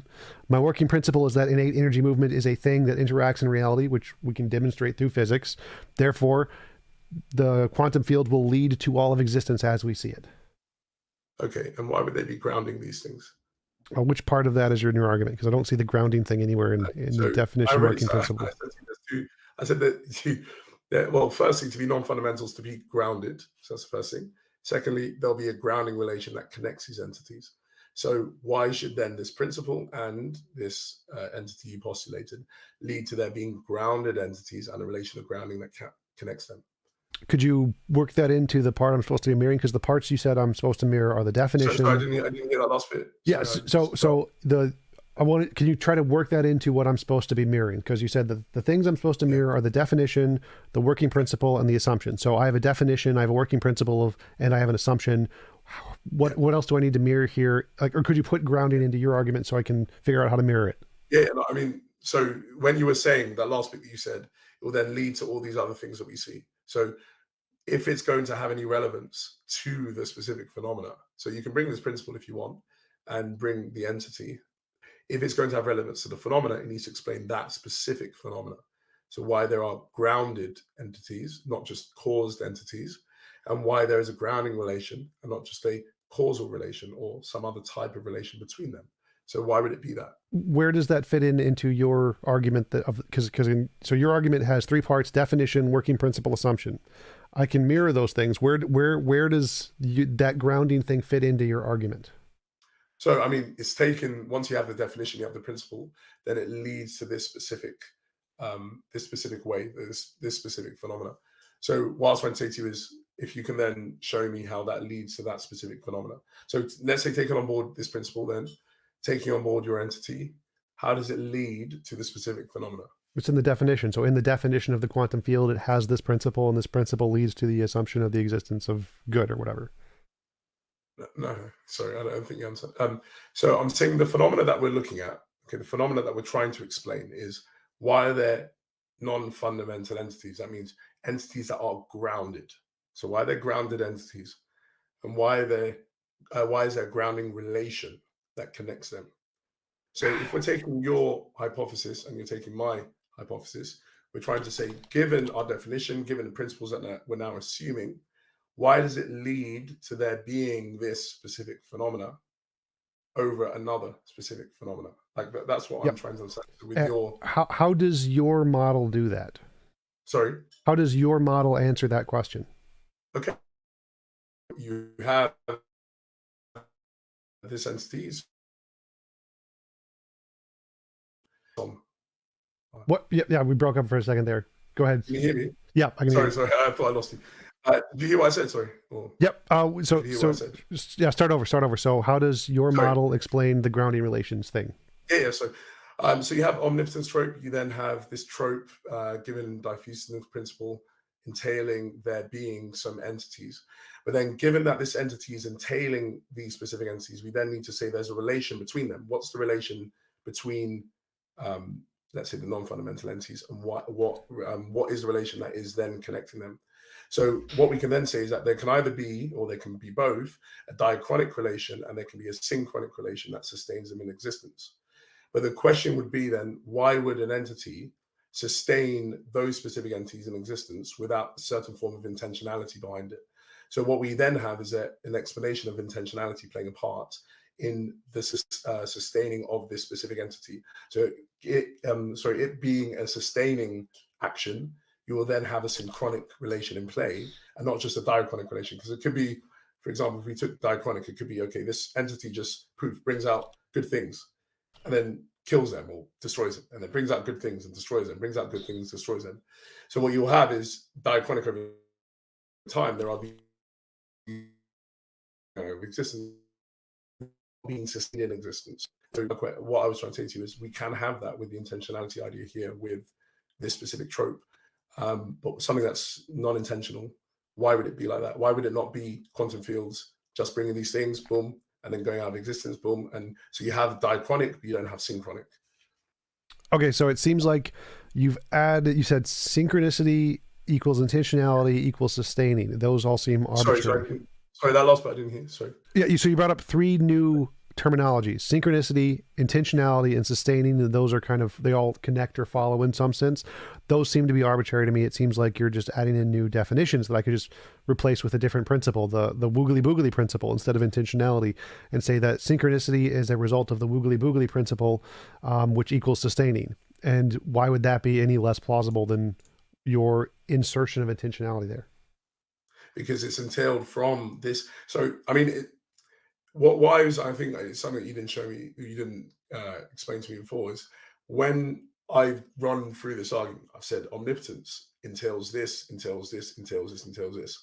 Being omnipotent entails intentionality. So it's not just a ad hoc thing to say, oh yeah, you know what? I want to explain the data, so I'm going to bring in intentionality. I'm going to bring in this. I'm going to bring in that. But what's happening with your parodying argument is that you're literally doing that because you're not showing why then this wobbly wobbly whatever thing it's called entails all of these things. It just follows from the nature of these things. Because I'm not defining and saying omnipotence trope who is perfectly good, perfectly this, perfectly this, perfectly this. I'm saying being omnipotent leads to being in this specific way, leads to being in this specific way, leads to being in this specific way, just from being at the base level omnipotent. So just from being the base level of quantum field, how does it lead to all these other things? That's what I'm trying to say to you. Right. So the what you mentioned before is that you don't see how the wibbly wobbly principle entails intentionality, and I don't see how omnipotence entails intentionality. So it seems like it's just an arbitrary assertion that you've given a noun, omnipotence, and then you've defined it as entailing these things, which seems arbitrary.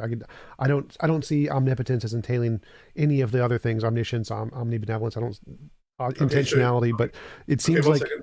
Yeah. go ahead. So run through that and tell me how it doesn't. So how doesn't it entail it when I've already said that being omnipotent entails that you would know the true value of past and present propositions? Um, which would you agree with or not? So we can walk No, through them. no. So I would say that'd be like omniscience. Omnipotent just means the ability to have the power to do all logically possible things. Essentially, you don't need to know anything for that. Just having the So how would power you to do how would the something. power be exercised? What How would the power be exercised? you don't need to exercise it to be omnipotent. The power to Sorry. do something doesn't Yes. necessarily mean you do the things. It just means you have the ability to do the things. Okay. For So how would you example, have?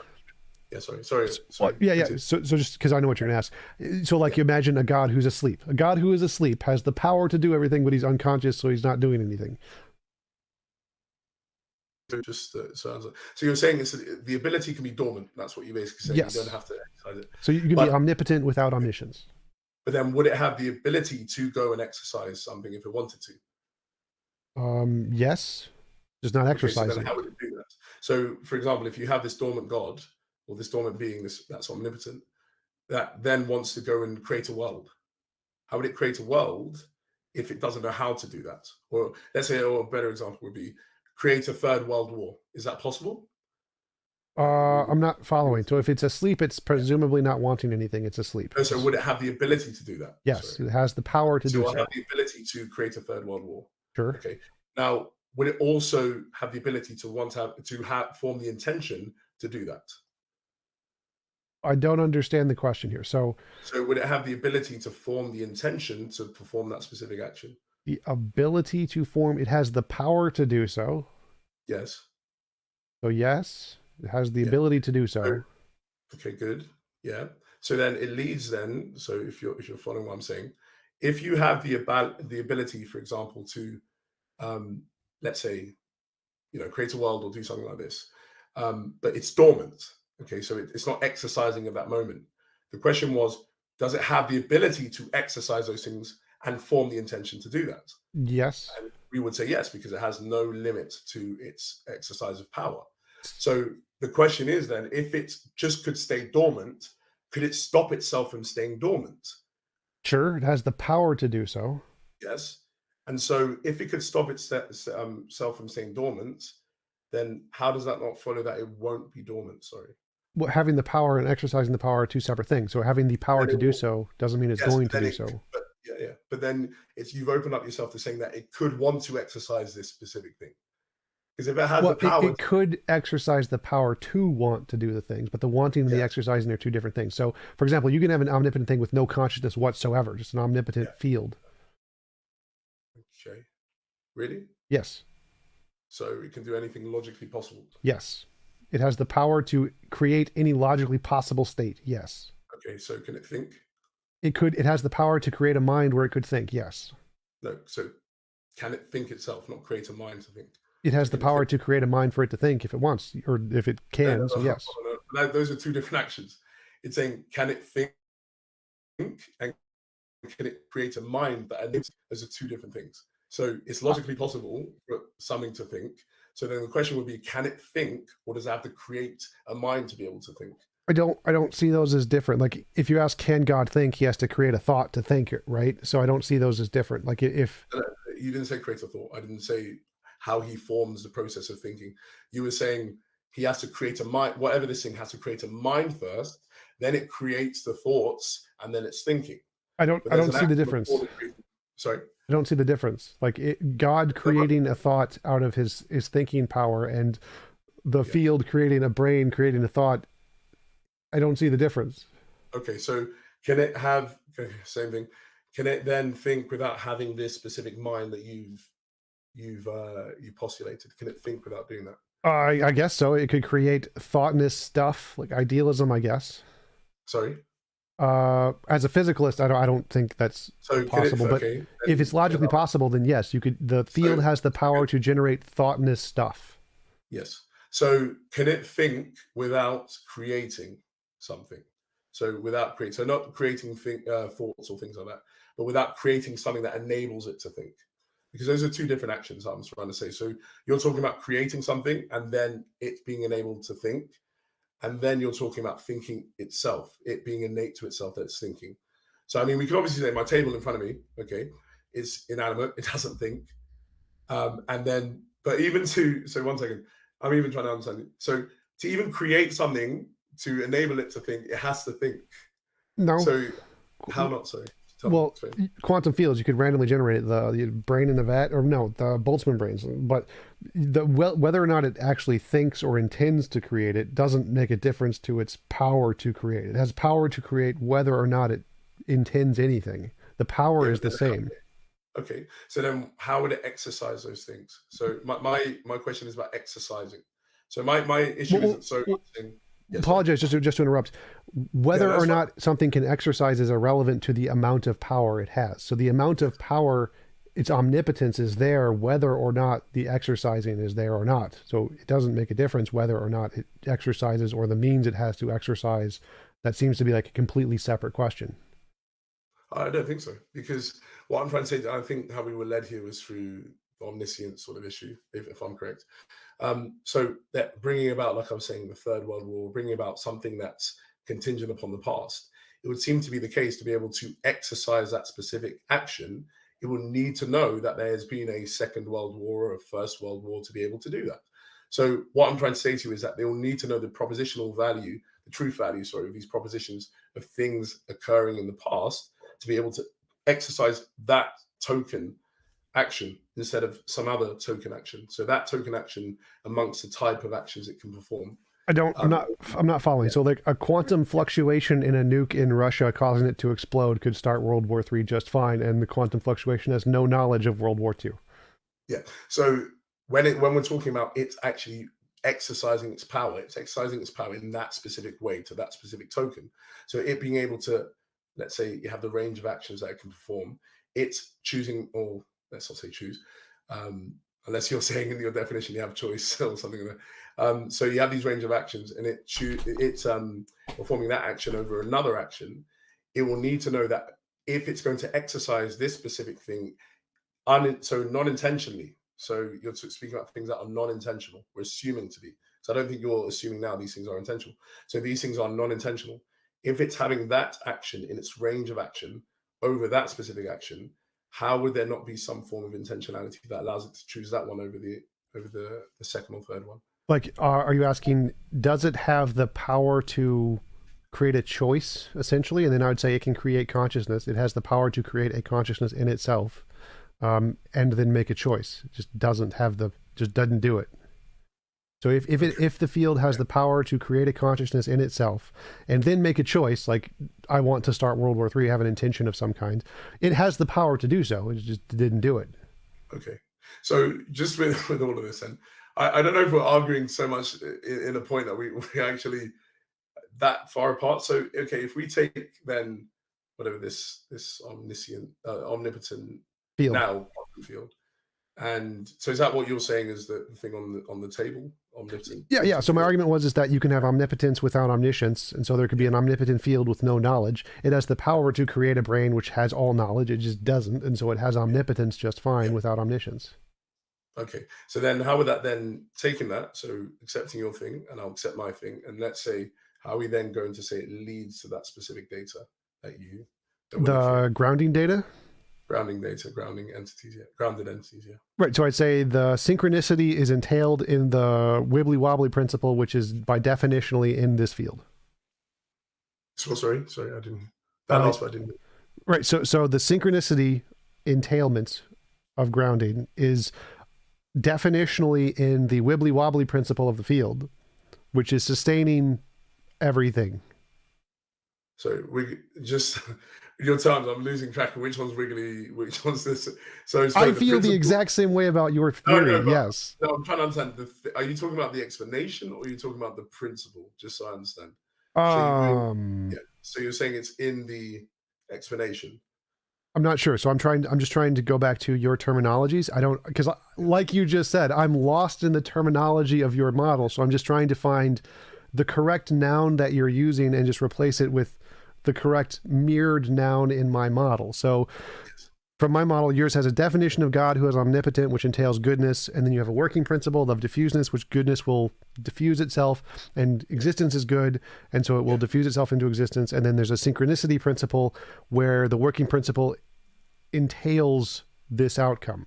Now, my model is that there is a quantum field which has the wibbly wobbly principle, and there's a working principle that the wibbly wobbly principle will diffuse itself, and there's a synchronicity between the principle diffusing itself into, or there's an assumption that existence entails wibbly wobbliness, and there's a synchronicity principle between the working principle of the wibbly wobbliness will diffuse itself and the assumption that everything has this wibbly wobbliness. I'm trying to mirror it as much as possible. I'm getting lost with the wiggly wobbly and stuff. But okay, well, wibbly wobbly is just replace good in your argument with wibbly wobbly and replace God with quantum field, and it should be just mirrored 1-to-1. Okay, so quantum field wiggly wobbly entails the grounding relation and the grounded entities. Okay, so we take it on board. Then predictive power, saying okay, somehow it entails it, somehow this one entails it, and then background knowledge. This one fits with yours, yeah. Well, I don't think either of ours fit with my definition of background knowledge. Your definition, So I mean, a general definition of it meshing with other types of entities are taken to exist.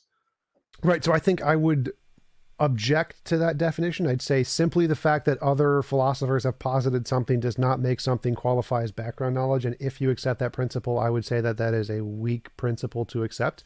And so that's where I think we would differ and object in our models, is that I would say that is a weak principle to accept to make something a plausible explanation. And I think a better background knowledge definition is science.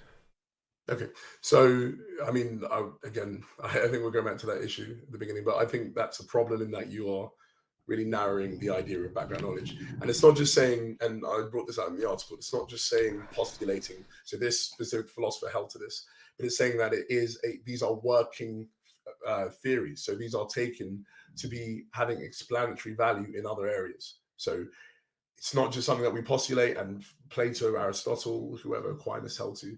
They're saying these entities, these types of entities that are postulated, are they utilizing contemporary metaphysics and are shown to provide explanatory value in those specific theories for a specific metaphysical issue?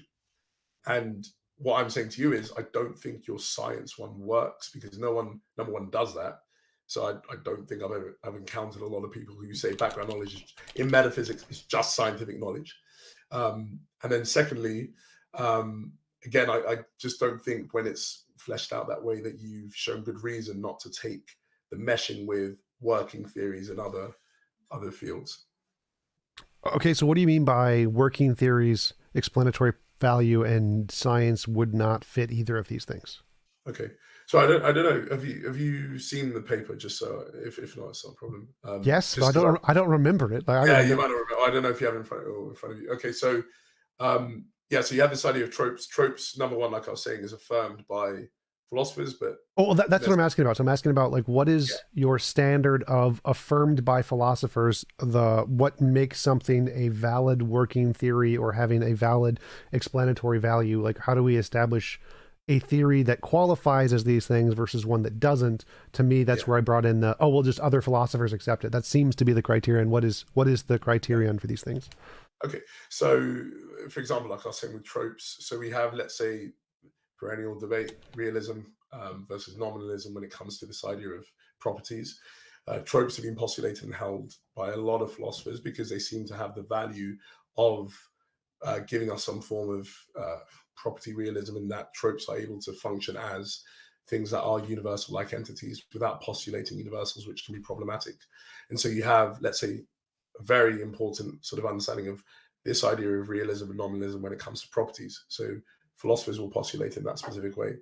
And off the top of my head, I can't remember the philosopher, but yeah, I think I brought it out in my paper. So tropes have also been brought up in specific areas. I think, if I'm correct, in general theory of relativity, I think tropes are brought in by a philosopher to help clarify a certain debate within it.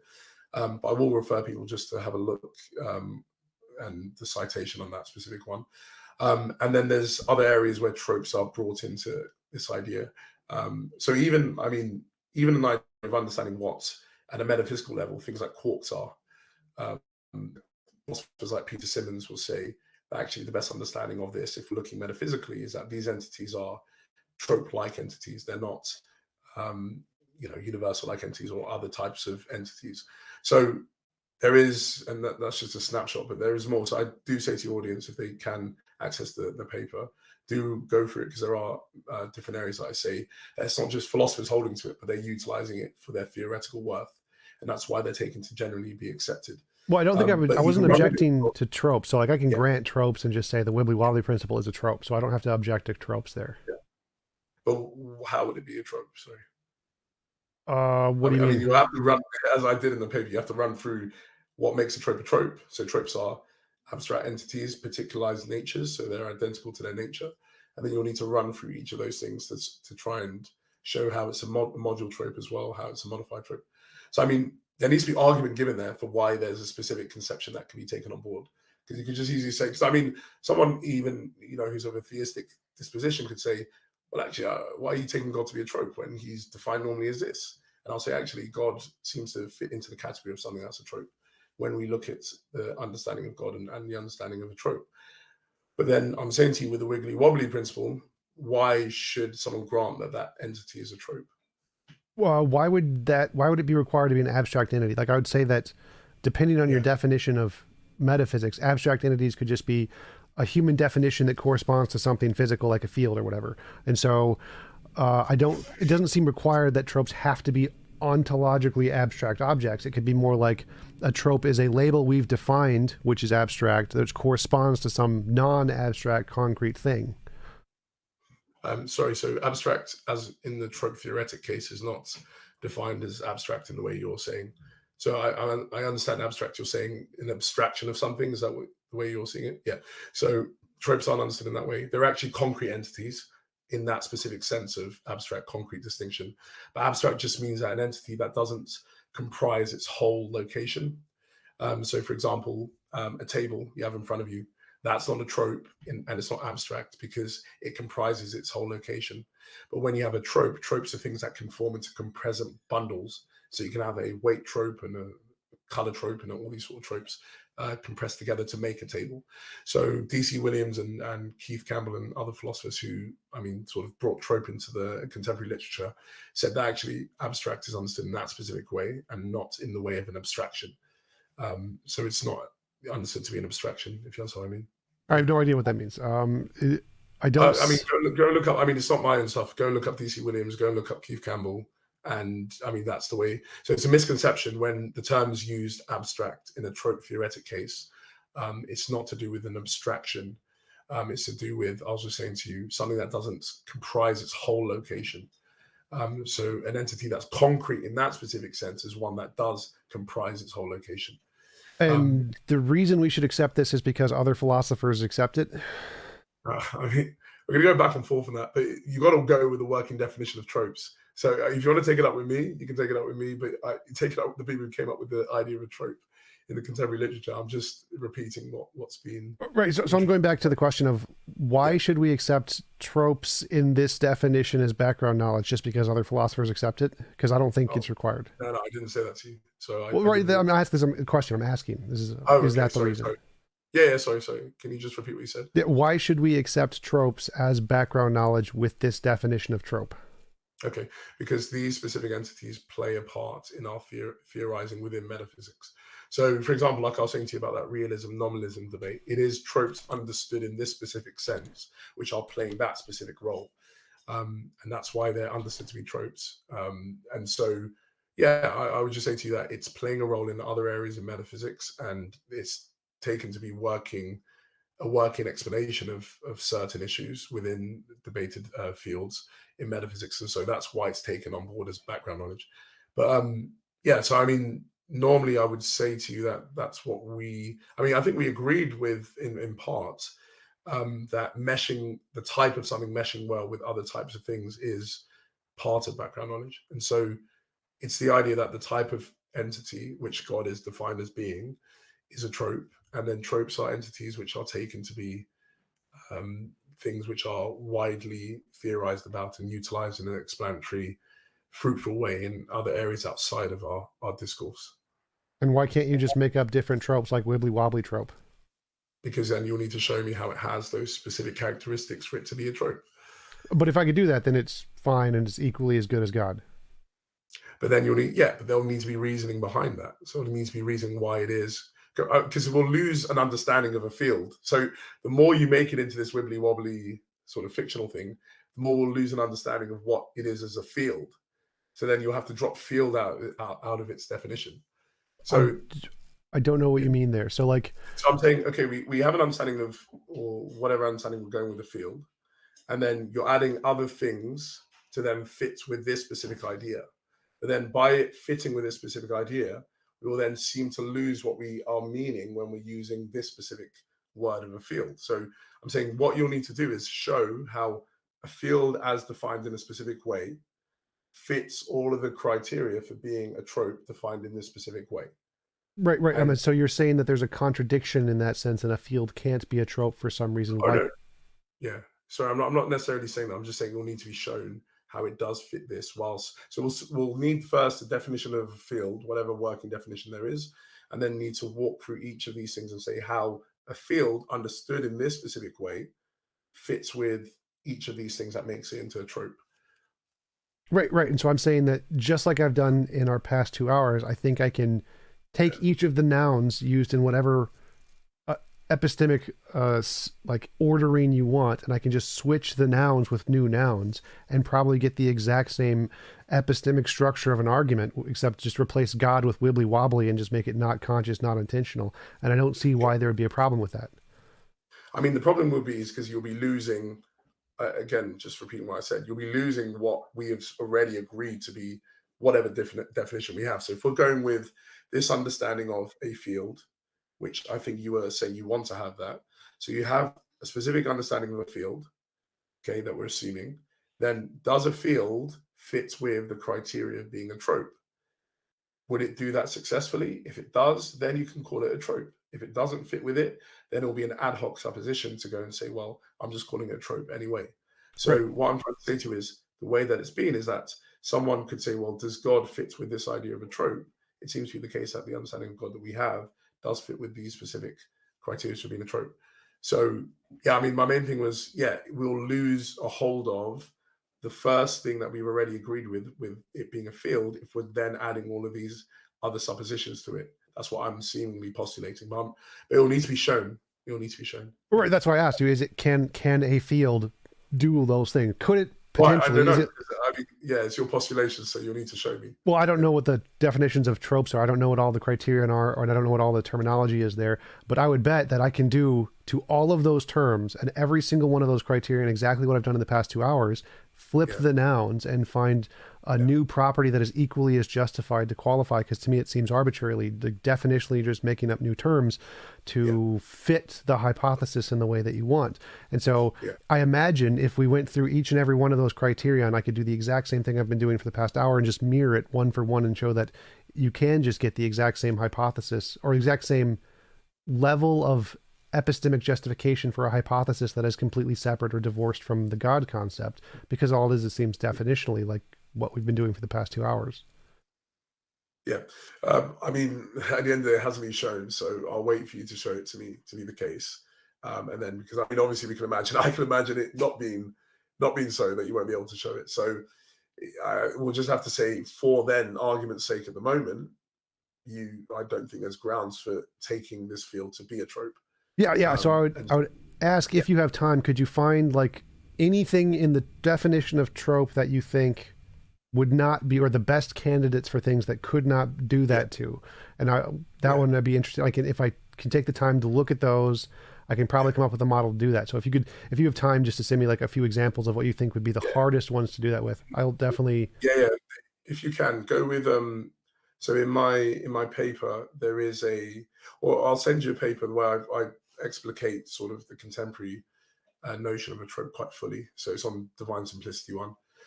So I'll send you that. Have a look through it, and then I'll look forward to Awesome. seeing sort of the thing. Thanks. But yeah, just with that background point then. So if we don't then take it to be a trope, then can we say the wiggly wobbly field at the moment is something which is taken to be an entity that exists within wider fields or is theorized about?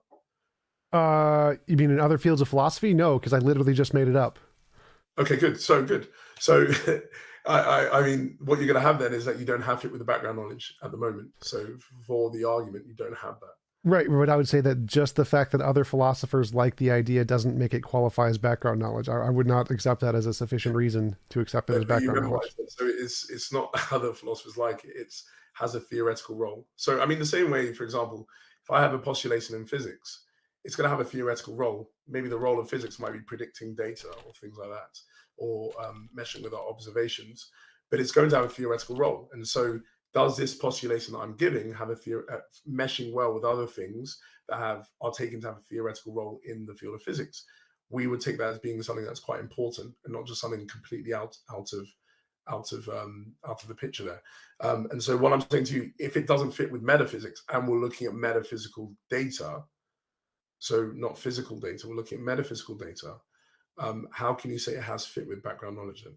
Well, I'm not seeing the difference between has a theoretical role and philosophers like it. What is the difference between those two things?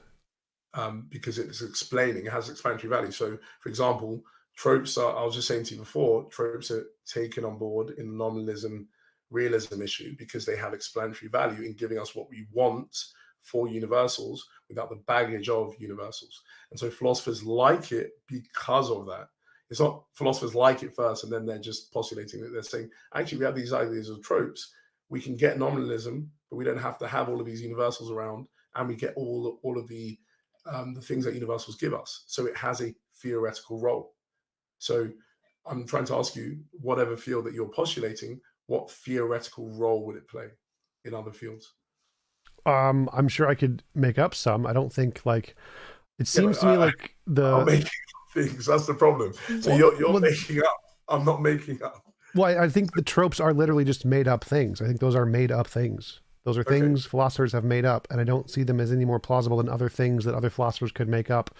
I don't think Yeah. that because tropes were made up in the past and people like those made up things that they're better than the wiggly wobbly made up thing just because it was earlier. Yeah. I don't see that as a significant differentiating factor there. But Like, I think so I would argue that I can probably make up an alternative to tropes, which is wiggly wobbly, and just change some of the properties around to do the same thing, or reject some of the properties in tropes and say this is a better thing, the wibbly wobbly thing. okay, but if it has, I mean, obviously it's silly because obviously the name itself is silly, so that's why it seems to be a silly thing. But if you had an entity that you postulate that does a better role than tropes in that specific area that we're looking at, so the issue of nominalism, realism, then that entity can be one that might be favored. But obviously, because it's a semantic issue that you're bringing up, because you're bringing up wibbly wobbly, it sounds just silly. So obviously, whatever you're postulating is going to be a silly explanation. But that's how we operate in philosophy. We would bring forward ideas and we will try and say, does it explain the things that we take to need explanation? So things bearing properties, it seems to be quite basic to the fundamental structure of reality that entities bear properties. So bearing properties, what are these properties? And then you have the debate: are they universals? Are they tropes? Are they something else? And so they're playing a theoretical role in giving us an understanding of what these things are taken to be. So I don't think you've given me something outside of a semantic argument at the moment, because you haven't postulated, firstly, an entity that is taken to be something that's existing in other areas and theorized about, and not just liked by philosophers, because I'm not emphasizing that point. I'm emphasizing it having a theoretical role outside of our discourse. So, firstly, it has to do that. Secondly, um, then when you take that on board, you will then have to say, well, does it have value in that specific context? Do these entities are they taken to have value, and can they even shed light on other areas? So I was saying to you, I'm so sorry that it does leave my mind, but it's in the paper. But the philosopher I'm speaking about is showing how tropes actually have a part to play in explaining at a metaphysical level the sort of issues with general theory, relativity, and other things like that. So it's tropes are playing a part in our metaphysical theorizing. Are your whatever you're postulating is a type of entity playing a part in that? I haven't had a yes answer from you, and I'm not seeing then how you have this fit with background knowledge, keeping into account that we're talking about metaphysics and metaphysical data. If this was an argument again about the cosmos, then fair enough, I could say, well, of course we're going to take into account what scientists say about things. But I mean, just so I'm not saying that you might do this, but if you look at like dialogues between atheists and theists, a point that atheists will normally bring up is saying, well, or someone like a theist might say as well, oh, this scientist, they brought forward this theory that confirms this and shows this thing to be correct in that I'm postulating, or what I'm postulating fits with what this specific, and they'll bring a specific scientist to do that. And that's not seen as problematic. So I'm not seeing why it's problematic in the metaphysical realm, when it's not just that Schaffer likes grounding. No, its grounding has a theoretical role.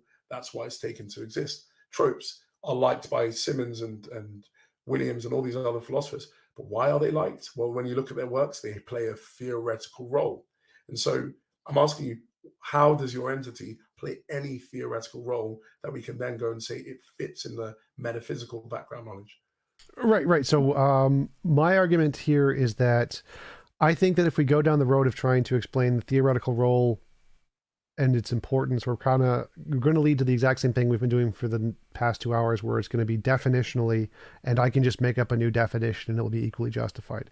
I think that the theoretical role as a criterion of whether something becomes qualified as background knowledge doesn't count. It's just a weak principle. I think that what counts as background knowledge is, again, I'd go with science. Science counts as background knowledge. And the reason we can say, I bring up this scientist and his work is not because of some theoretical role, it's because novel testable prediction. There's science that backs up that claim that we can do in a lab and repeat it. And that's why we take that seriously, not because it plays some theoretical role in explaining something.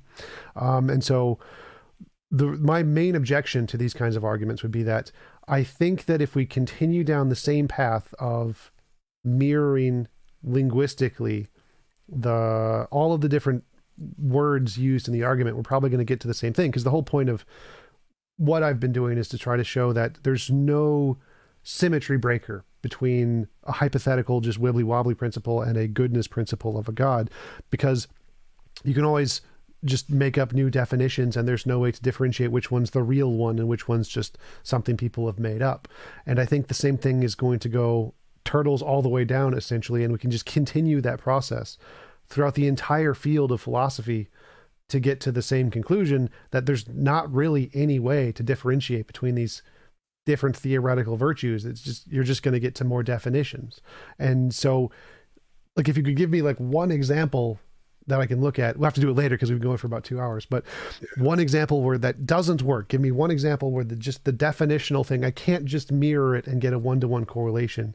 That would be a good argument for me to really delve into and look at, that I could take a little more seriously, because all of the theist arguments I've talked to, I can just mirror one-to-one with a new definition, and I've never come into a problem with this method. And so if you could give me that example, like you said, you're going to send me a paper, I'd love to look at that. But to me, I don't find these arguments compelling, because I've always been able to mirror it. No matter how far down the rabbit hole we go of definitions, I'm always able to mirror it one-to-one, and there's never been a symmetry breaker. So sorry. But then I'm trying to understand how your arguments are anything different from a semantic argument, because the referent is still the same. It seems to be the same, but it's just the referral term that you're using is just different. So wibbly wobbly principle, all these sort of things have the same characteristic as your entity here. What difference is there in the reference? There just seems to be a difference in the referral term. So how is that anything of substance outside of semantics? Well, I changed the property, so it's not conscious. There's no goodness, no Yeah. omnipotence, or there is omnipotence. There's not omniscience. So I just usually change one or two of the properties that are assumed in the quality of the God. So if it's not conscious, not God. If it's not omnipotent or not omniscient, not God. So I just change one of those properties, and it seems like with the changed property, I can mirror everything and still get it to work one to one. Okay. So, but then you have that with one specific criterion. And I have no problem. And that's why I'm not arguing a lot for predictive power, because predictive power is something which can be had literally by anything. Like I said to you, the ghost and the wind. In fact, and I don't think you said it will be like that, but you haven't shown it to be like that. So at the moment, at this present moment, I don't think you've shown that actually whatever entity that you put forward has better fit with the criteria.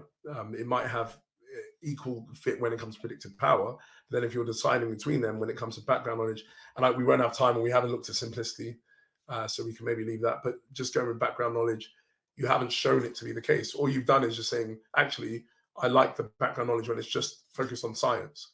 But what I'm trying to say to you is, how would that work within a metaphysical field? Because then that would say we cannot do metaphysics, because a lot of entities aren't studied by the natural sciences. And so, but that's not, and the problem is correspondence to actually practice in reality doesn't seem to be the case. That's how the way people operate. It seems to be the case that people operating the way I'm saying, that actually the domain of metaphysics should be determining what's in the background knowledge and not necessarily in the domain of science, which in the metaphysical picture is only a pocket of that. And so I'm trying to understand why I should take what you're saying to be the correct sort of zone for background knowledge. Oh And yeah, so, yeah. yeah, just with the semantic argument, it's maybe worked when it came to predictive power, but it hasn't been shown for fit with background knowledge. Right. And so my argument is that I can do that for every single one of your criteria, and I can go down the list and show there's no symmetry breaker. And I agree it's a semantic argument because I think that's the same of your argument and most theist arguments. They're just semantic arguments. They're just definitional, which is why you can just mirror them. If it's just semantics, then you're going to necessarily be able to mirror them one to one always. And so I think that sorry, that can't be the case when it comes to this, because when we have, and there are postulations of entities that are fundamental to explain what I'm trying to say that needs to be explained.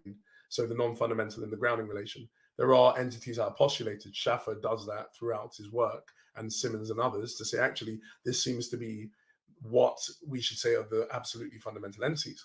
But if it's just semantics, then we should be able to change between them and the other God and what these entities are postulated when they are clearly seen to be things that are not.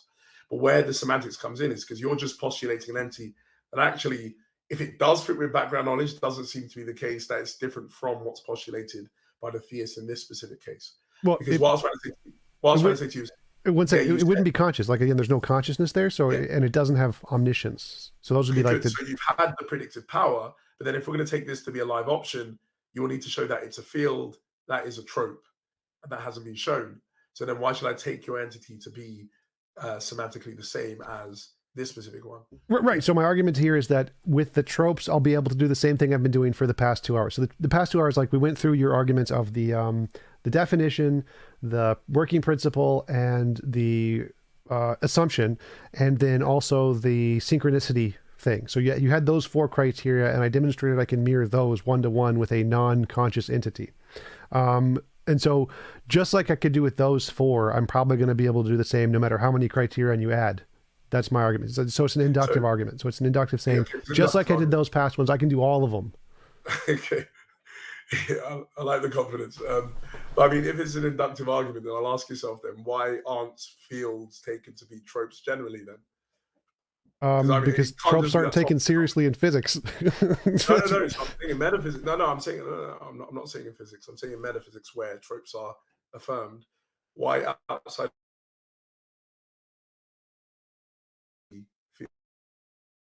Oh, you broke up if there it's for a second. inductive, it's so easy. Oh, you're saying to me You're saying to me, so I don't know if you heard the last bit. You're saying to me that's quite easy to do this, but I'm saying outside of yourself, why haven't fields then been taken to be tropes? If we're taking this inductively, Because philosophy and metaphysics doesn't deal in reality, it deals in imagination, and so there isn't usually a correspondence between things in reality like fields and imaginary concepts like tropes. I don't think that that's really an enterprise in most philosophers try to undertake, and which is why philosophers and physicists don't get along. Physicists don't really care what philosophers have to say, and philosophers don't really care what physicists have to say. That's what Stephen Hawking's book was all like. Philosophy is dead because philosophers don't keep up with the physics, and the physicists don't keep up with the philosophers. So there isn't a lot of bridging between those two fields when it comes to trying to make analogize different fundamental concepts in each field, because the physicists just don't care what the philosophers think, and the philosophers just don't care what the physicists think. but no one is saying about who cares what. It's saying have the concepts being used in one field in another field. So in physics, and then it's utilized in metaphysics. So my question would be, I don't feel you've read a lot of contemporary metaphysics then, because contemporary metaphysicians are doing a lot of that, where they utilize elements in physics and saying, actually, metaphysically, we can elucidate this a lot more by these specific concepts. So if you look at Schaffer, you look at Ted Sider, you look at Kit Fine, all these leading metaphysicians, they are doing that. So I don't understand where you're saying it's just in the imaginary realm.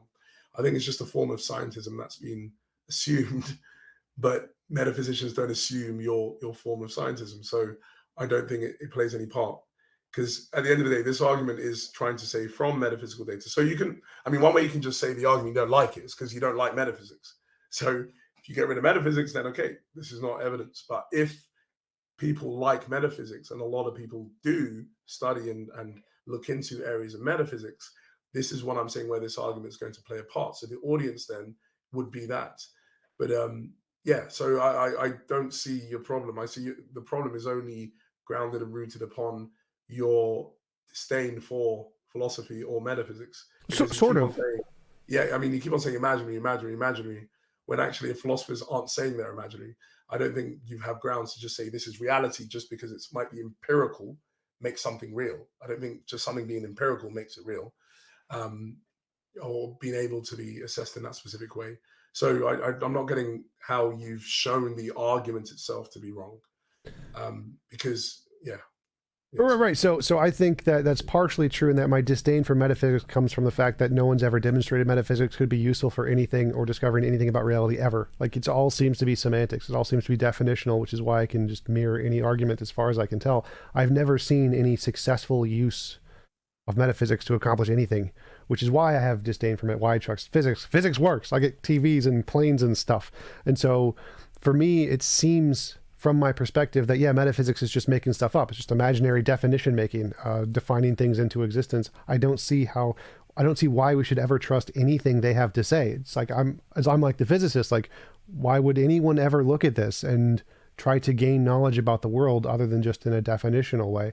And that's why I like exploring this conversation. I'm trying to figure out what is in your argument that gives me some grounding to actually accept this as a correspondence to reality as opposed to just definitional, because I can't find it. It just seems definitional.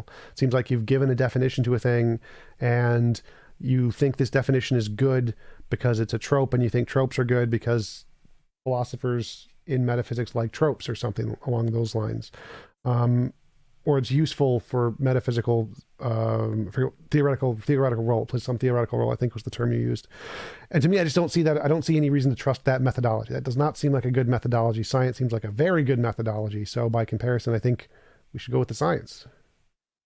Yeah, but no, but one second again, if you had Schaffer in front of you, Schaffer will not be saying the science has any issue with the metaphysics that we're looking at here. The science is not saying, "Hey, we got an alternative option here in science that we can prove and we can predict, we can do all these sort of things." And metaphysicians just here, coming up with imaginary things. That's not how the dialogue's going with contemporary metaphysics. Contemporary metaphysics is saying, "Okay, science has actually given us this specific data. What's the fundamental structure of it? What's the nature of this data?" And so I think your problem as well with this issue is you're bringing in practicality of something. Just because something's practical makes it more worth and of value, not necessarily, because fundamental physics is not very practical as such in the way that we normally use practicality. But theoretical physicists will see it as being grave importance to gain knowledge about the fundamental laws and things like that.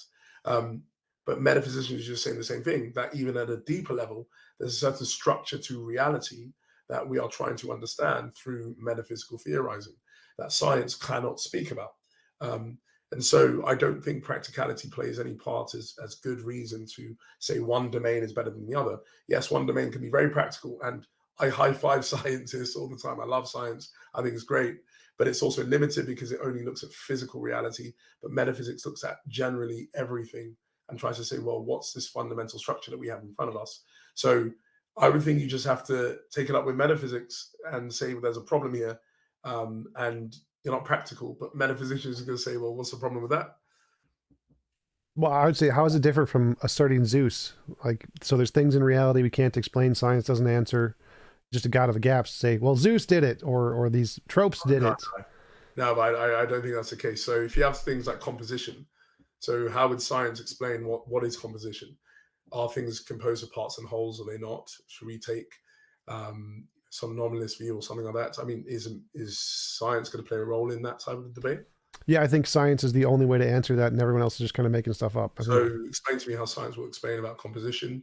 No idea, but it's the more reliable tool. Then what I've got at the end of this conversation is it's just assertions. Science is going to do it. Science is our savior. It's going to do it. Wait, well, how is that different from the lightning example? I'm always asking, please, can you show these things? Like, show them to be the case, and don't just say, I'm just going to say science is going to do it.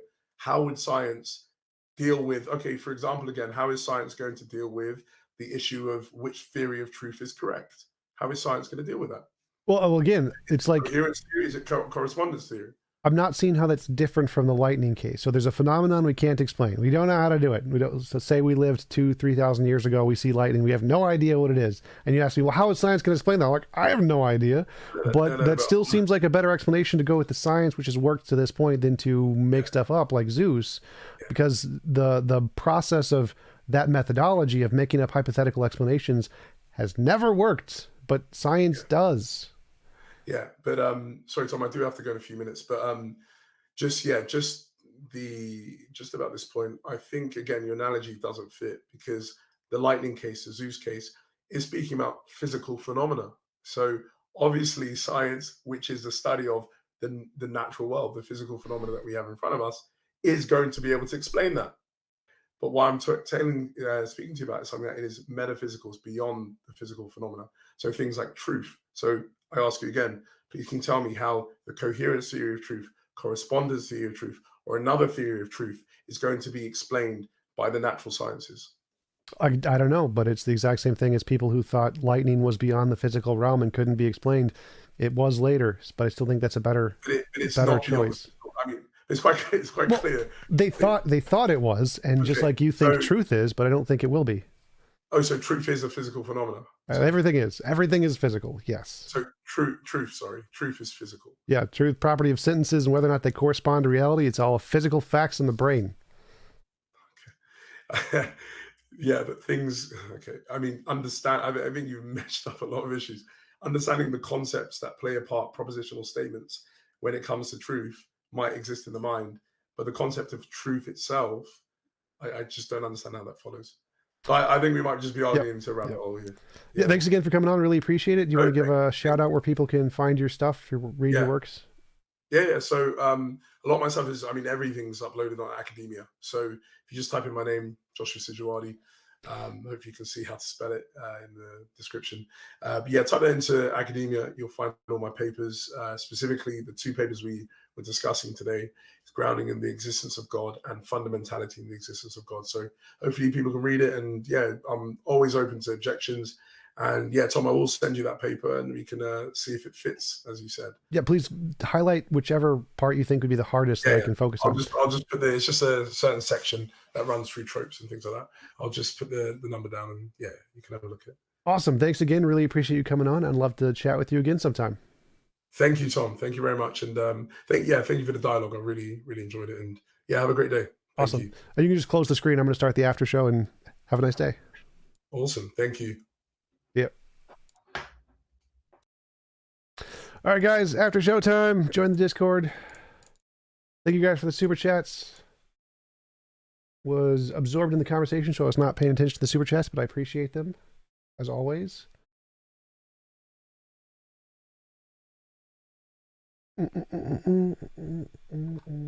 After show.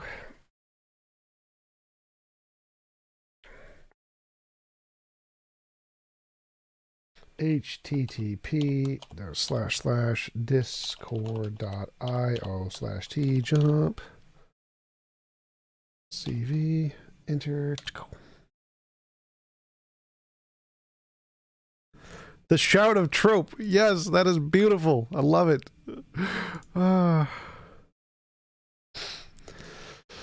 Anyone likes to chat, join the Discord after show at everyone after show time.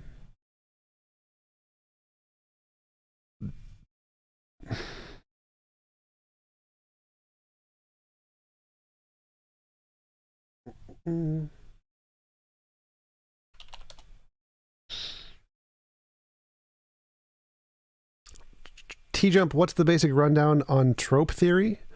I'm not sure how to answer that. Tropes, as he defined them, are abstract entities that are constitute their whole being or something like that.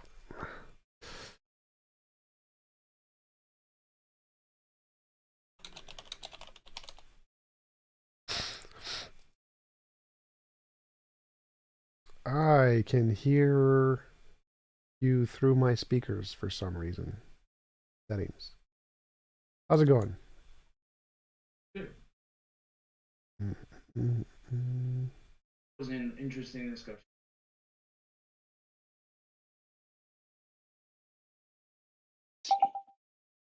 Yep. Because he posted a new argument paper and was on Capturing Christianity. Yeah. But yeah, I think you demolished him. The arbitrary argument is just like crushing. Like you can't defeat it. But he can't see it because it's just like a post hoc rationalization of religion. Tirar says, drink a shot every time he says trope and we all die of alcohol poisoning. Oh, man. Trope count over 9,000. Have a trope and a smile.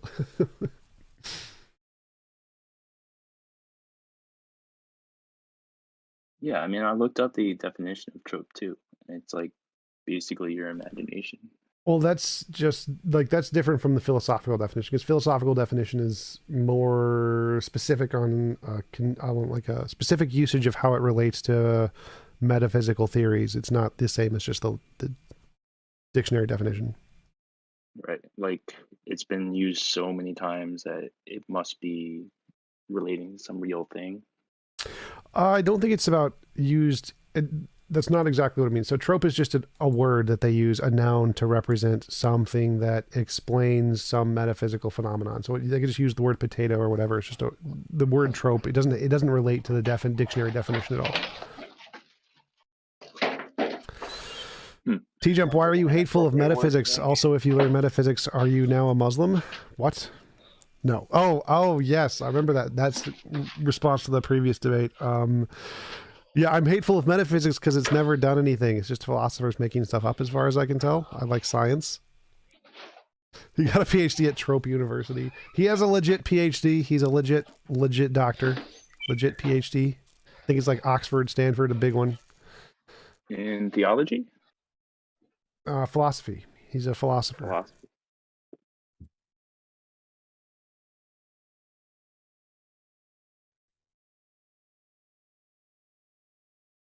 I felt like he was avoiding talking about God as much as possible.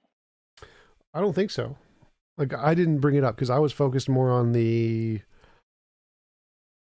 structure of his argument. So I wasn't specifically going into God. If I invite him on next time, I would like to talk about simplicity and the properties of God, and those seem arbitrary as well. That would be another one. Where are people writing these questions? What questions? In my YouTube chat? Sounds like you're... Oh, are you on YouTube right now? Yes, I'm a YouTube streamer. That's what I do. Interesting. Does the server owner know that you're like streaming in here? Yes, because it's my server. That's why it says after show. We only come in here after the show.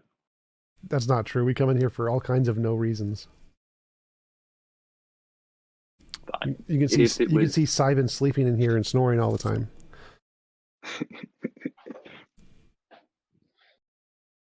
I was speaking to Beowulf last night, and I realized you I really enjoyed listening to one of your shows there with Dark Dawkins, and how you replied to him with like reality is the answer to everything. Yes. Or something along those lines. Yes, that's pretty funny. I was talking to Beowulf because it feels like I'm in like a simulation, and everything around me is just like being fed into my head. That must be a strange feeling.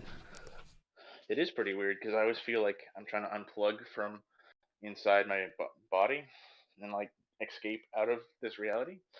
Not like in a psychotic way, but like in a physical manifestation. So I guess if someone has those feelings, like myself, would morals and stuff really matter? Yes. I mean, morals would still matter even if you're in a computer. But if you're in a game, or it's all just, you know, like a reality given to you, or presented to you. Well, do you... Like, I can't verify that it's real or not. Well, do you think there are other minds? Like, are there other people? Because if there are, then morality matters even if you can't verify it. Yeah, but I think the consequences of actions is irrelevant. If there are no other people, but if there are other people, it would still matter. Like, even if we're in the Matrix and you can feel pain and I torture you, it's still immoral, even if it's just in the Matrix.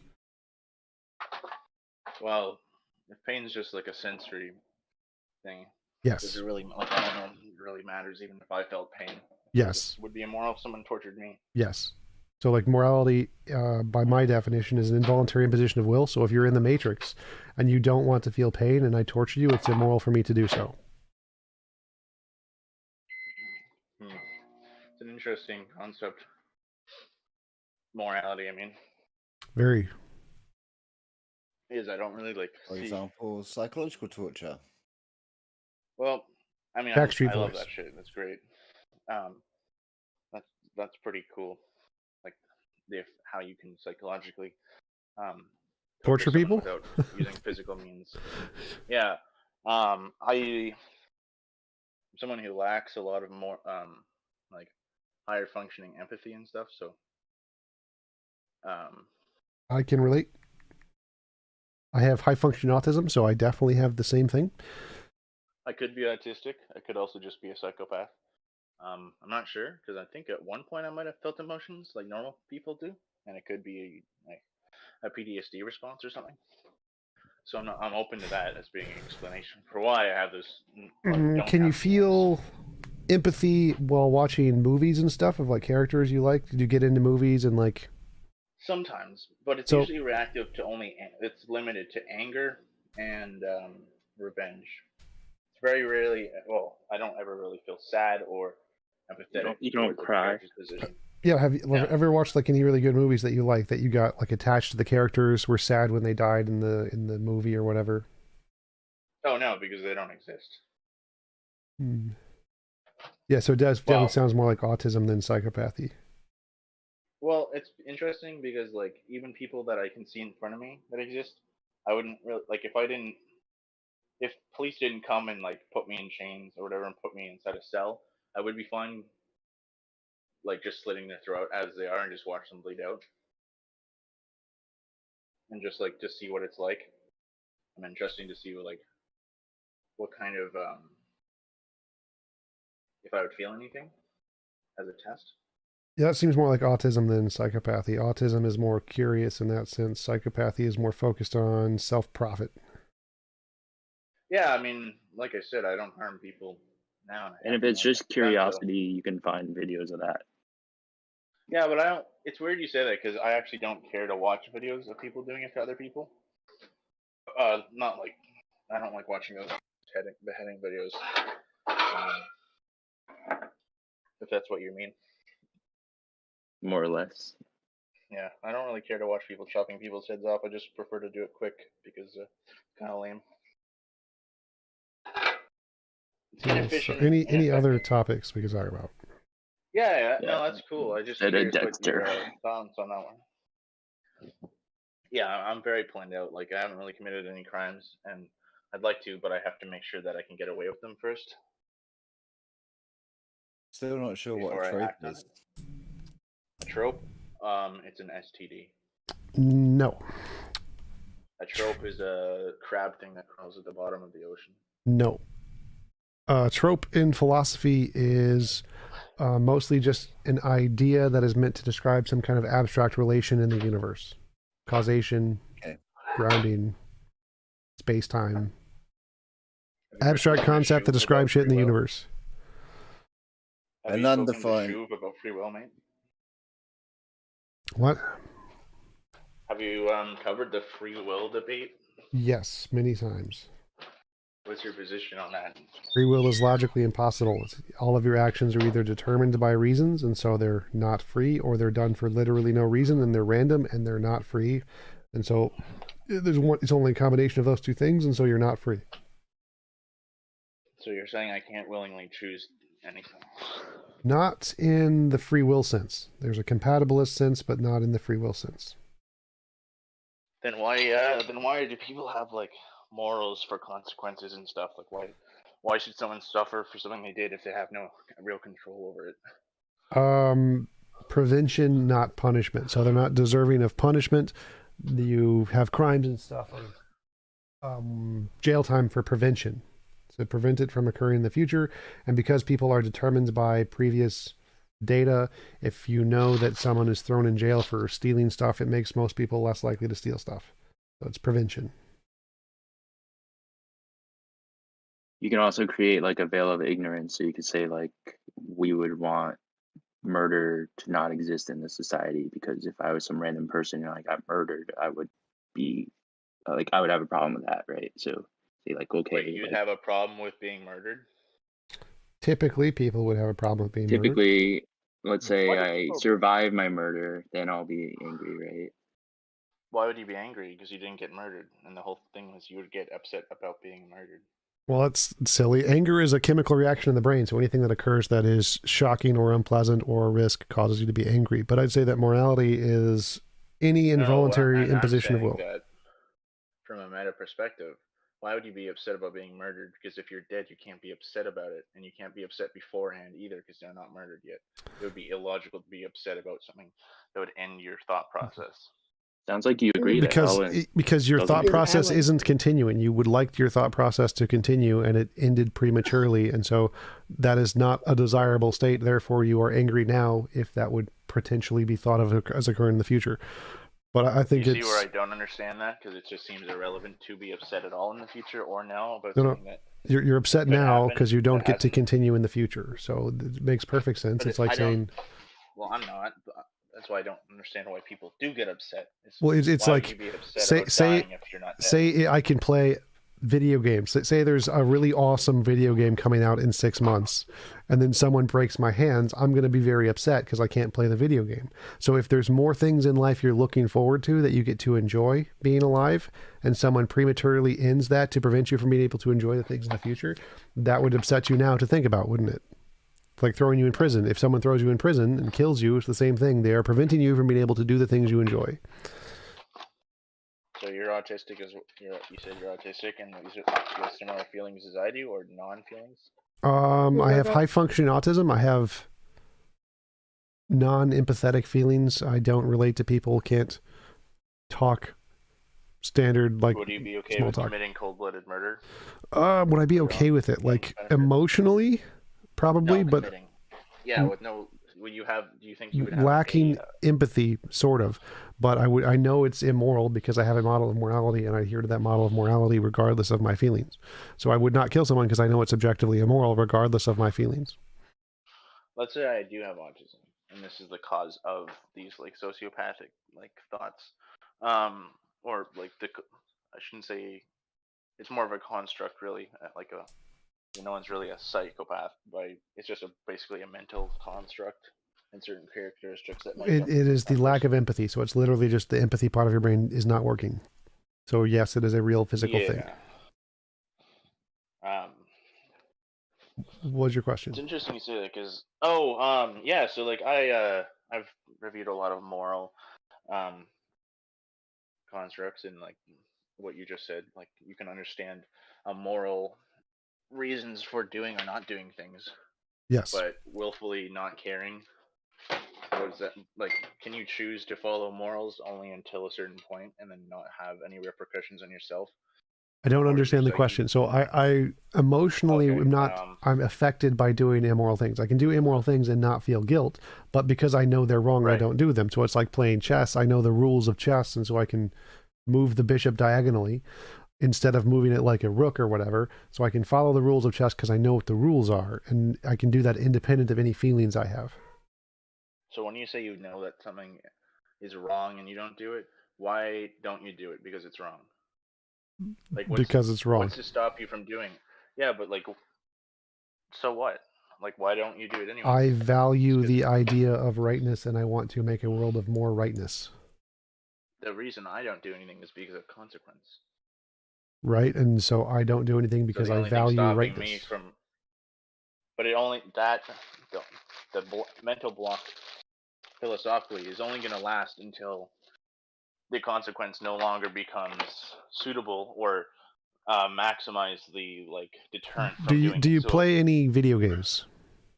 No, Like chess, sports, anything? no, I have no hobbies. No I hobby. work That's and what do you do for I work? work. What do you do for work? Generally, Right now I do like moving or laboring construction. laboring construction. Are there rules in laboring construction? Like what are we talking? Like morals or like No, rules like to like follow? I don't know. don't put an electrical voltage next to the water heater. OSHA rules, right? I guess I don't. I just pick things up and move them because I'm strong. Yeah, you don't just move them anywhere. Like Okay. you don't just. There's a specific place you're supposed to move them, and specific places you're not supposed to move them. Yeah, there's instructions and procedures. Yeah, that's it. That's So what about morality. it? If you can value your job, you do the rules. And so if you value, I value the world, so I think the rules of the world should be the moral rules. Just like you value your job, you do the job rules. Well, I don't quite understand that like ideology. I understand the principle of it. Well, it's like if you want to build a house, you like I don't put. understand the application. Wait, so if you want to build a house, you like build bricks in a specific order to like block the wind, right? You do a methodology to achieve a goal. Right. So I have a goal of my view is objective morality is a world where it's impossible to force anyone to do anything they don't consent to doing. That is the house I would like to build. And so I like to place bricks in that house by following the moral principle because I'm trying to build that house. That is the goal. Okay.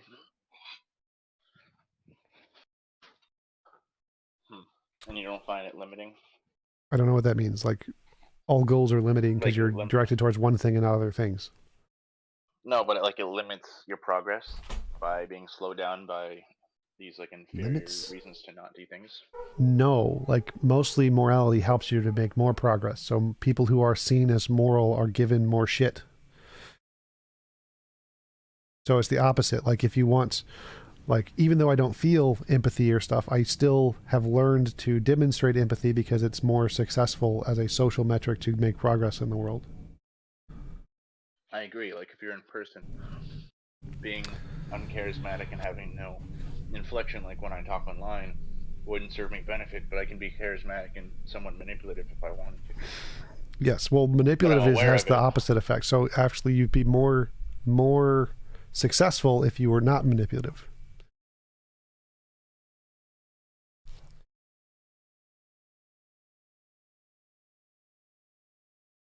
Any other questions?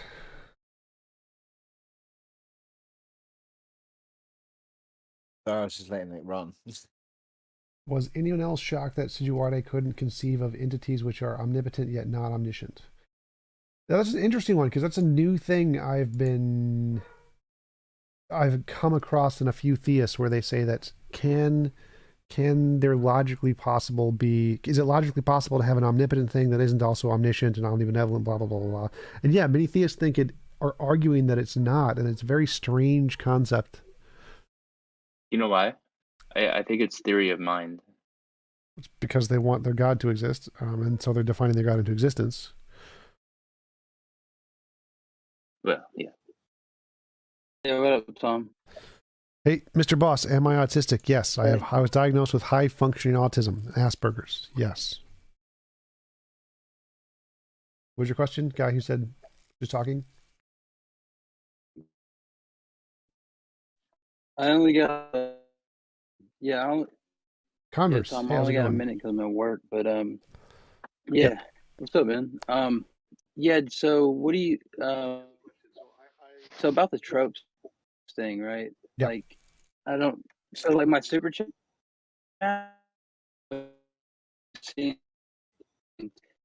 What do you think about? Okay, so take it. You use intuition in your moral argument, for example, right?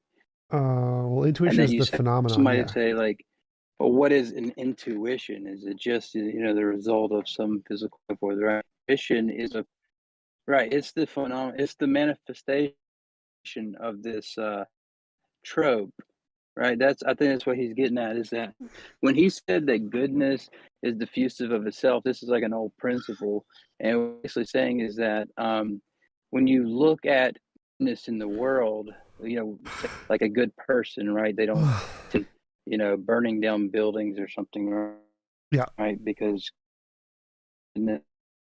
good people do good things. to be Yes. diffusive, meaning like good people may do good things, or like your intuition, for example, right?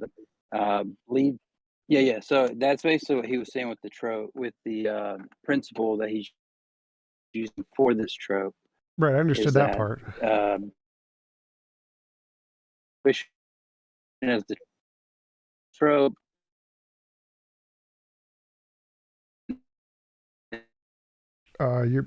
Did he? I think he disconnected. No, it looks like he's still in here. Oh, Converse, you're breaking up really bad. We can't understand you.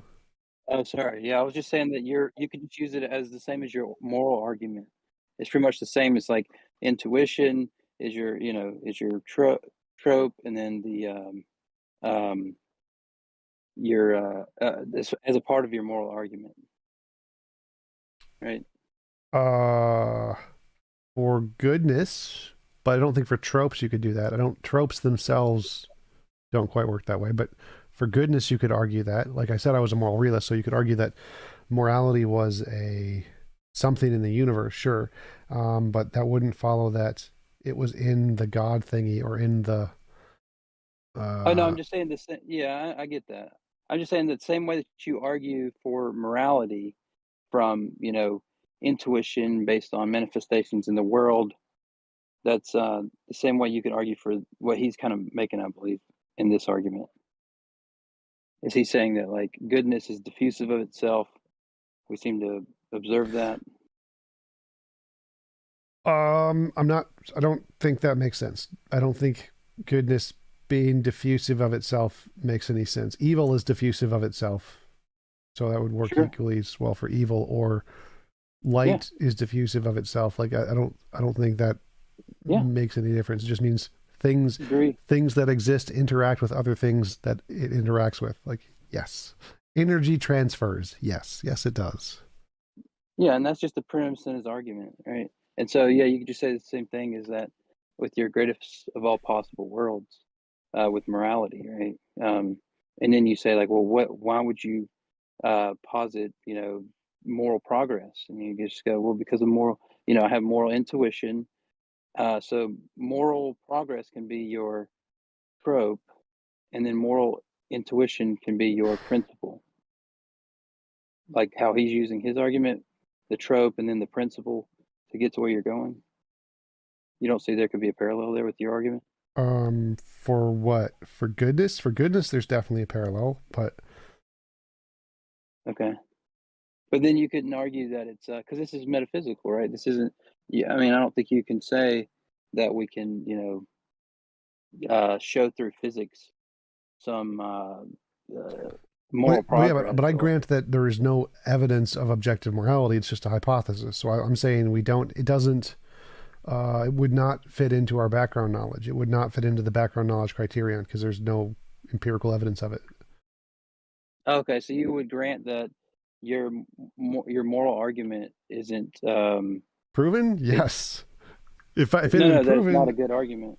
well, it's a good hypothesis, but it's not good as a thing if I claimed it already had like supporting evidence for it.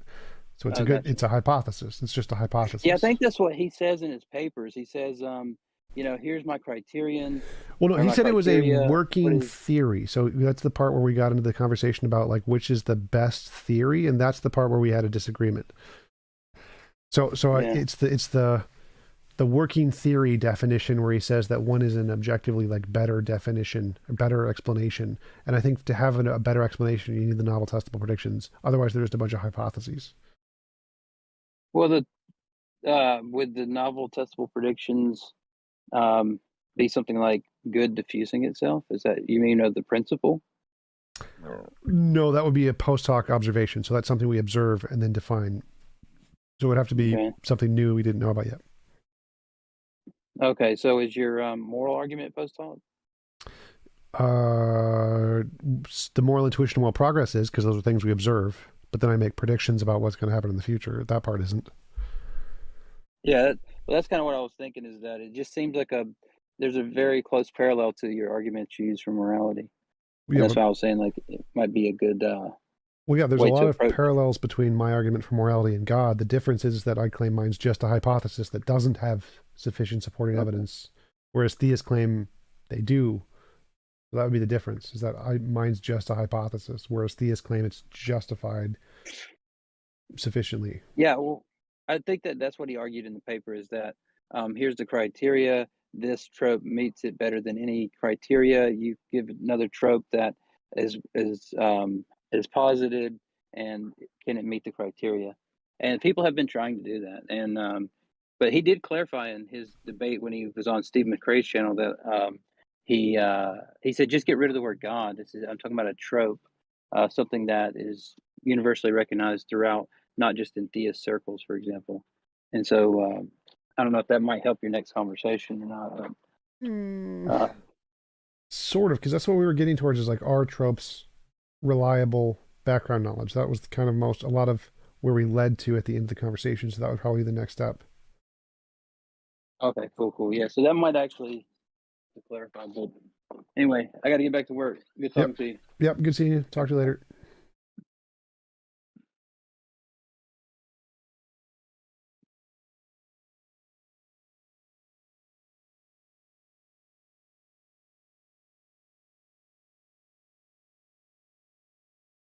Anybody else got any questions?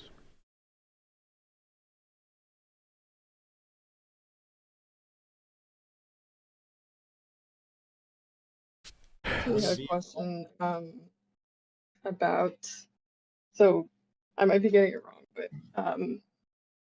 I think you say something about like free will in the sense that it can't exist because things either happen for reasons or not reasons, right? Yes.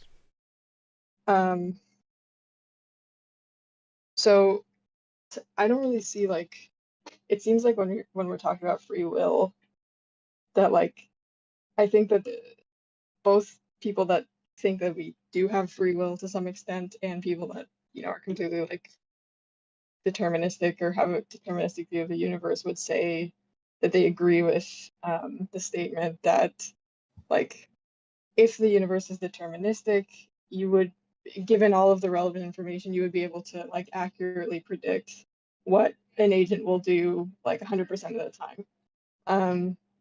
And then in a non-deterministic universe, that just wouldn't be the case. Like you might be able to predict accurately just because you got lucky, but realistically you would be wrong sometimes because there's going to be some like unaccounted for component there that is going to be free will.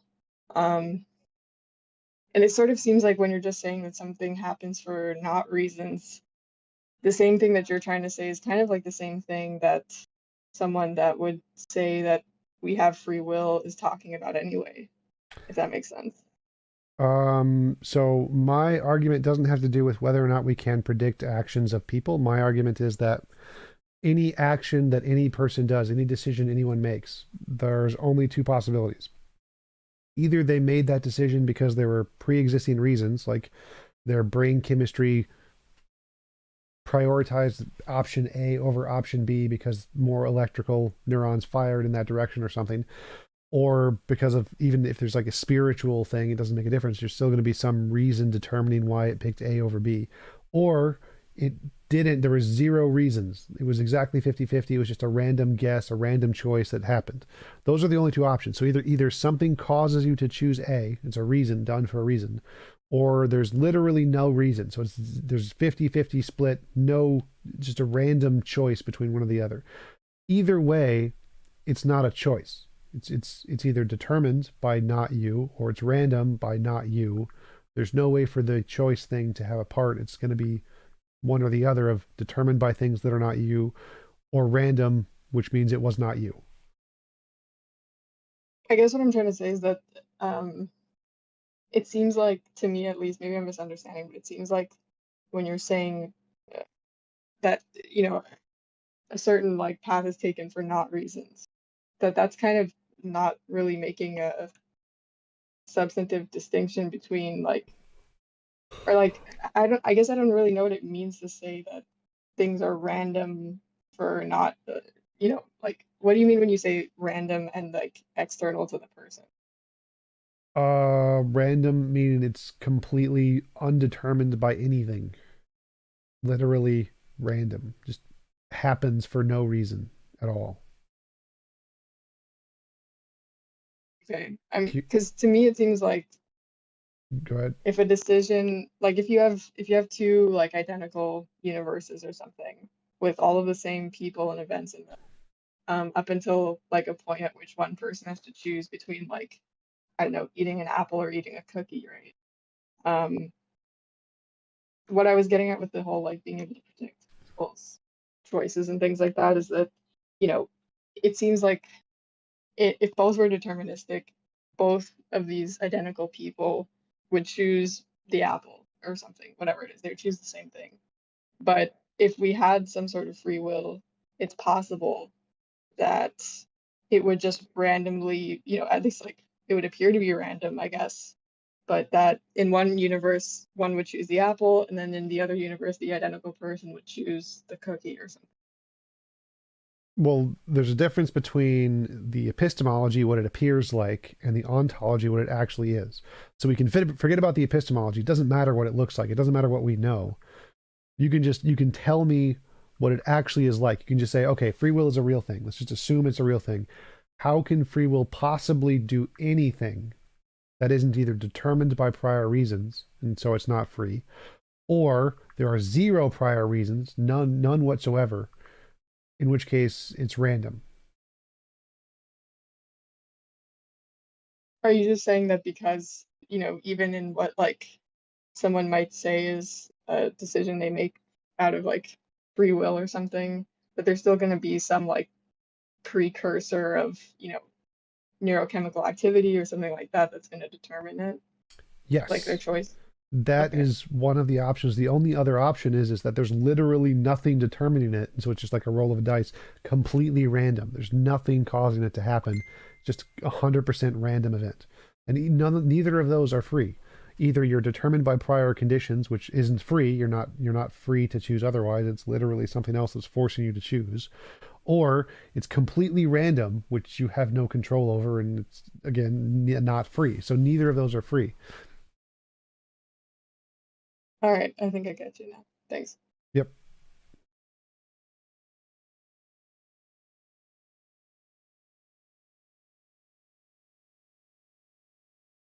So many words. Who posted a paragraph, Tenma? Can you make it like a sentence?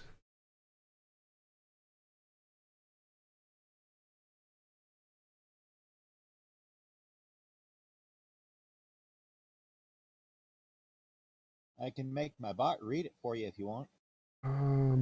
Yes, the reason I like burgers is because it makes me feel good, even though it's immoral. Yes, the moral system does not compel me to not eat meat, even though it's moral, and I understand it's moral to not eat meat. Personally, yes, there's definitely an element of personal preference where my desires overtake my moral framework.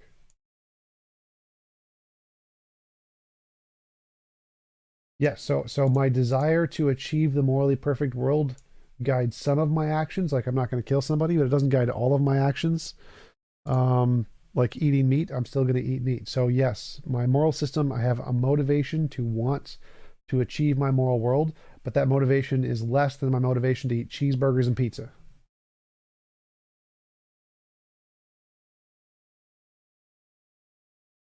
All right. Two of the best food groups ever.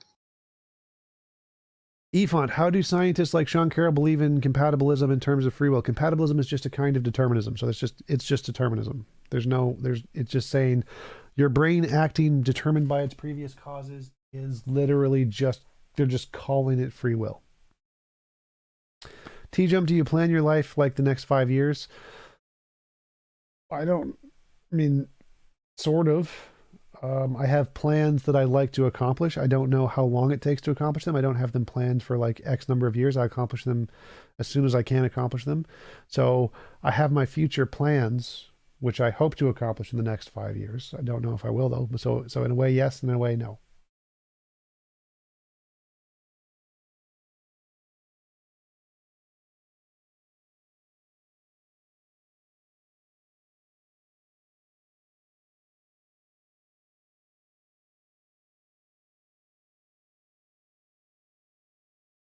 TJump, do you think Sijuwade was taking into account anything about the universe in his theory? It feels very armchair philosopher where he doesn't even need to be aware of the universe, just think of God's concepts via tropes. I don't think so. I think that the philosophers who use tropes probably use the universe, use things in the universe, and then come up with tropes as an idea to explain causation in the universe. So yes, it's very armchair philosophy, but I think they're using physics and then trying to explain physics with tropes. I don't think that's a good methodology.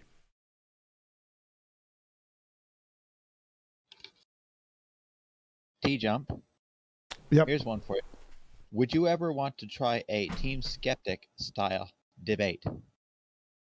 I think I've been on Flat Earth shows. Like, what is a Team Skeptic style debate?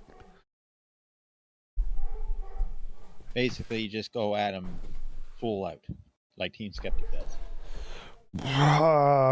Like I do in some of my debates. I don't understand the difference.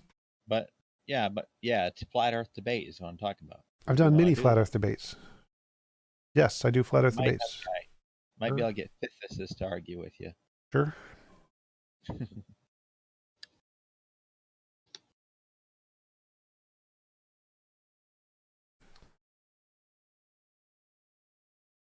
When Sijuwade said metaphysical data, what do you think he meant? Just explaining the stuff that we see, essentially. Coming up with concepts that explain the data is essentially, I think, what metaphysical data is supposed to be. Rayra says, I prefer the TJump style. I think I prefer my style too. I don't really know what Team Skeptic style is, but I like my style.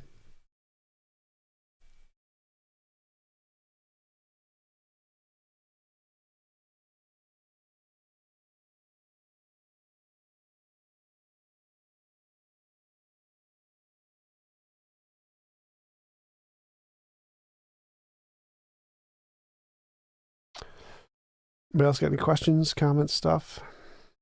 TJump, am I cool? I'm actually kind of warm right now. It's kind of hot.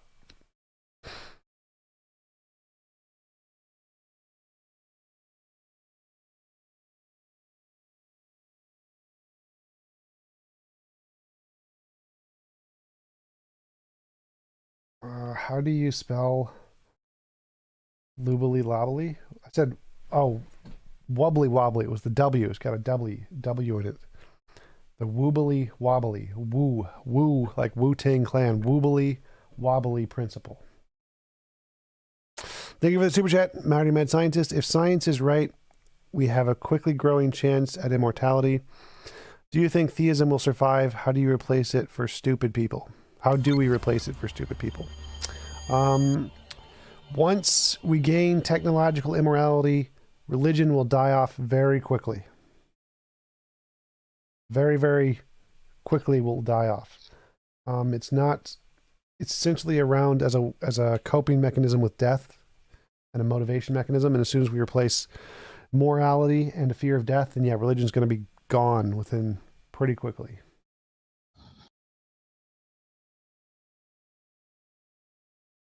Would you want to live 300 years? Yes, I would like to live forever until I decide to not care. I don't know about forever. It's a long time, but wouldn't mind getting a few hundred years. Or at least until civilization collapses, I can say to myself, I told you so. Can you even imagine if we lived to like 930? Like we had another 1,000 years of like technology and stuff. That'd be nice. Problem is, like, even if we had long lives, like I think our chronic disease will kill us by our like mid 50s, 60s. So it's like you need to like Our current life expectancy is 80. Yeah, I know, but like a lot of chronic diseases are killing us off much younger. It's like the stat is falling over like the last few years. Lucor, thank you for the super chat. Do you think that setting sentience as a threshold to decide whether or not to eat something is arbitrary or even reasonable? I don't think it's arbitrary. I do think it's reasonable. I don't. I think that you could definitely say if it's sentient and conscious, you shouldn't eat it or kill it because it's morally significant. I think that's fine. If you believe in objective morality, it makes perfect sense. Or even if you don't and you believe in subjective morality, it still makes perfect sense. TJump, would someone else preventing you from eating meat be a moral action or a justified immoral action? It'd be both.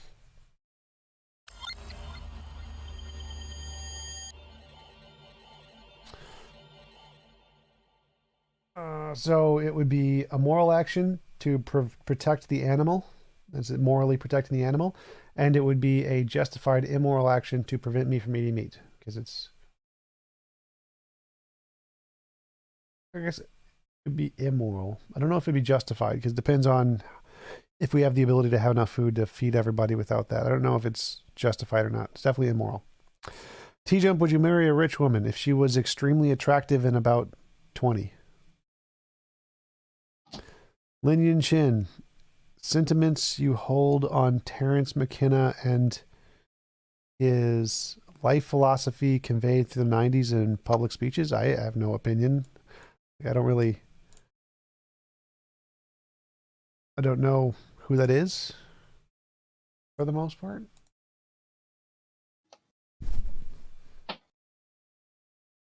Ethnobotanist. I don't know what this guy's work is, so I have no opinion.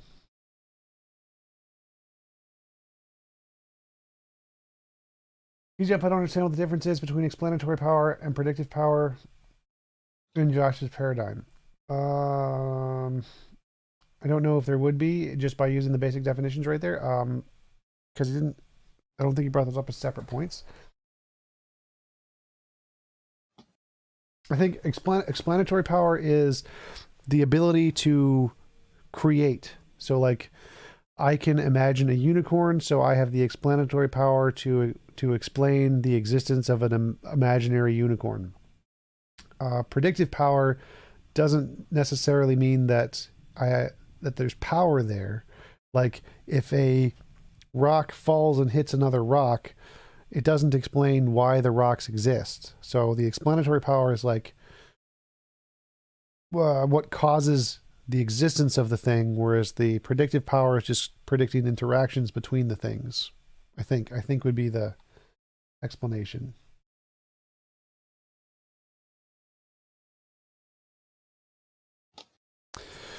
Mr. Boss, TJump, do episode about autism and how to deal with it. I don't really know how to do that because I've never really thought much about my autism. For me, it's just I know what I need to be happy, and I try to get the thing I need to be happy.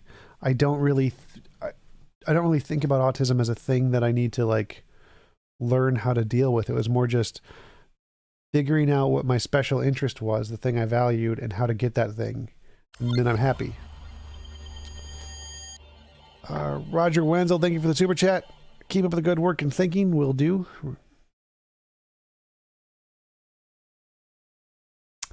Jojo Freelancer, what kind of autism does TJump have? I have high functioning autism.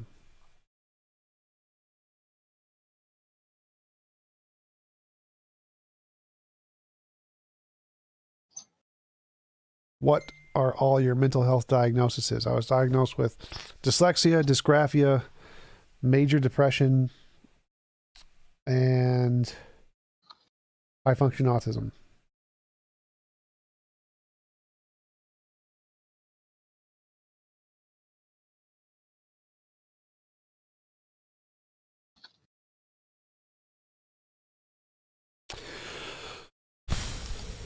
TJump is obviously high. I do not smoke or drink. I don't do any drugs because they don't make me feel good.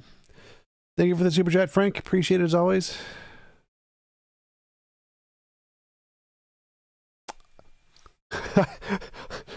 Brian Harper. TJump is not as obviously high, and then space, enter, next thing functioning. Mr. Boss, do you like school? No. I hated school. School was miserable. Excuse me, TJump. If they think you're high, what am I?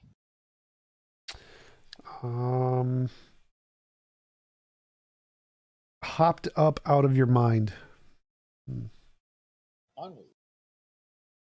Tinma, was your autism diagnosed? Yes, it was diagnosed by one of the leading autism experts at the time, Mark something. I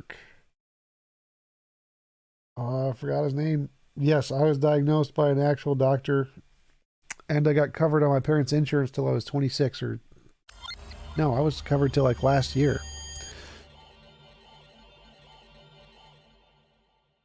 So yeah, I was actually diagnosed and got medical coverage for it. TJump, who would win in a fight, you or James Coons? It would depend. If it was an intellectual fight, I would win. If it was an actual physical fight, James would probably win, unfortunately.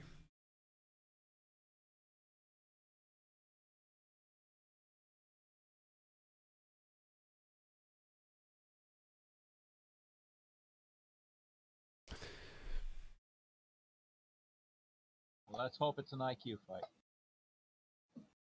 James used to be like a Division I high school football player who was almost drafted into the NFL. He is jacked as shit.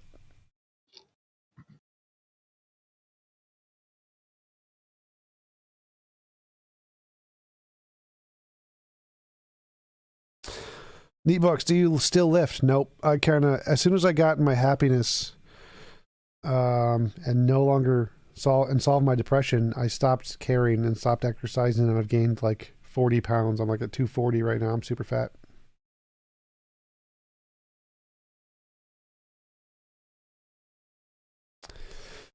But you can box. I used to do boxing at the University of Minnesota boxing club. But I'm fat and out of shape, so if I like throw a punch, I'm gonna like throw my shoulder out.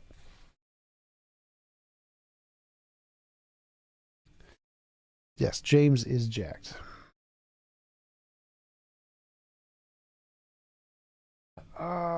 Looks like we gotta make TJump depressed again. Gains greater than happiness.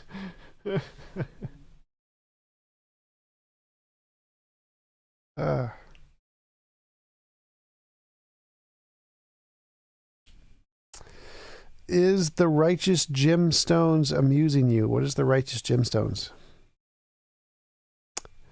Thank you for the super chat, Lucor. No, what you do to get relaxed is just dig the Kraken out of the liquor cabinet and sit back with it. I don't drink. It's disgusting. Alcohol is disgusting. What is righteous gemstones? Lucor, follow-up question. When I asked if they would eat an animal that was hypothetically made non-sentient, most vegans replied, not a chance in hell. Is that hypothetical? No, there's synthetic meats, and vegans are usually okay with synthetic meats. But I mean, if you can create like a brain and everything, you could probably assume it's physical. So like you'd have to create just the muscles, which is what synthetic meats are. TJump, can you beat infrared? Infrared is a short, little, puny guy.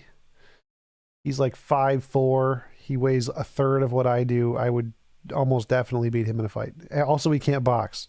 Like he turned down a boxing match with Dylan Burns, and Dylan Burns has like he did one fight once. So the fact that he was I'd probably beat him.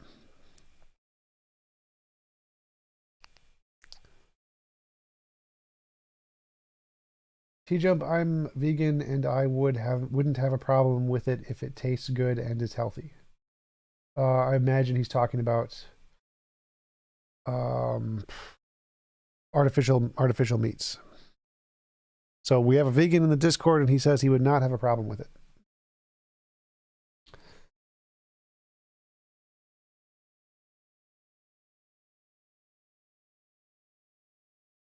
Do I smoke weed? No, I do not smoke. I have smoked it. I don't like it. It does not make me feel good. It makes me feel not good.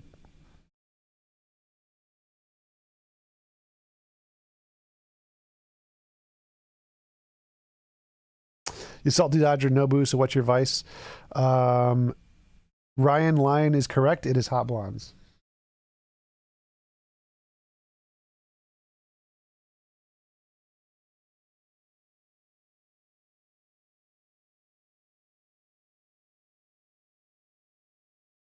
Would you debate Ali Dawa? Sure. I'd debate anybody. You got to get him on the show.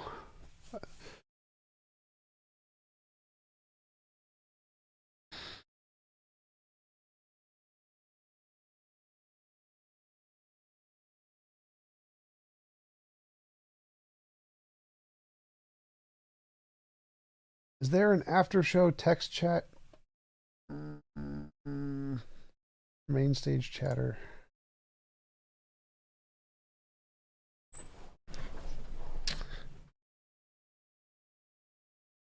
Do I have a girlfriend? Sort of. I have like a sugar baby more than a girlfriend. Yeah, I'd like to debate Muhammad Hijab also.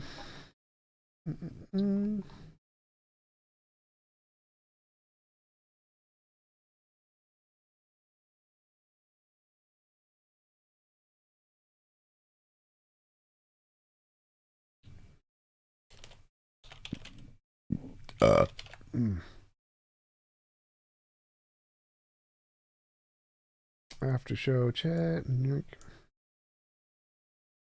Show chat. Yoink.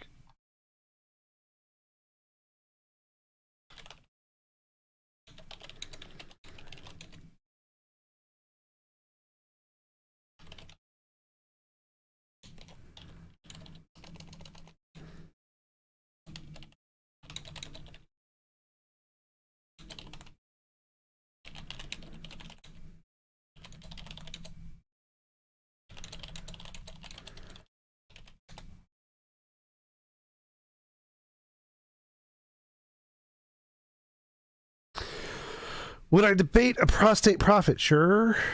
Wait, isn't he an atheist? He is. What would I debate him on? I've got no clue.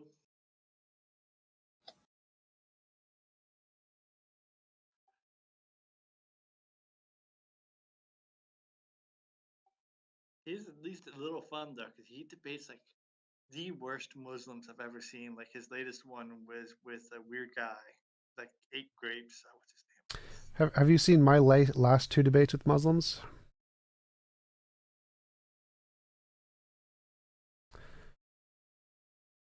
I mean, the last two, I don't. I mean, there was that one guy recently that was pretty bad, but this is like a podcast journey people bad, where like like the last two guys I debated, like one of them, the second one wasn't awful, but the first one was like, the beauty of the Quran is the evidence of the truth. I'm like, so stupid. They're so bad. I think it was the same guy Muslim apology or apostate prophet debated. It might have been.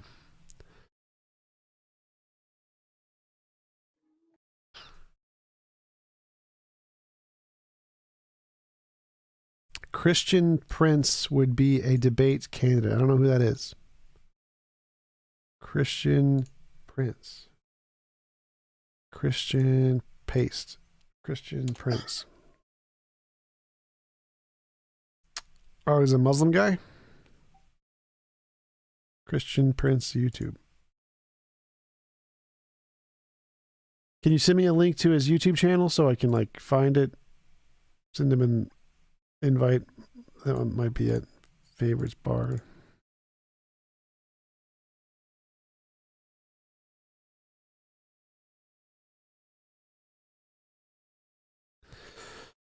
Do you feel that Muslim debaters are 30 years behind in apologetics? I feel they're more than like 300 years behind in apologetics.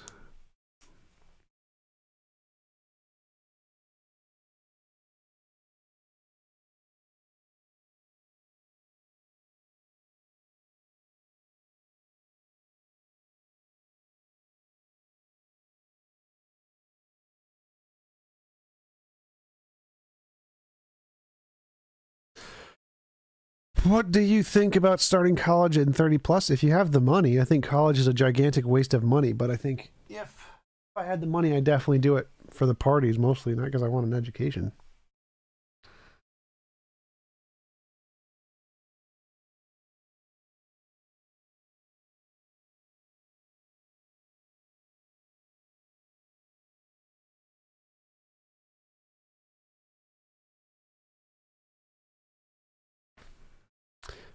Mufti Abu Laith. Mufti Abu Laith.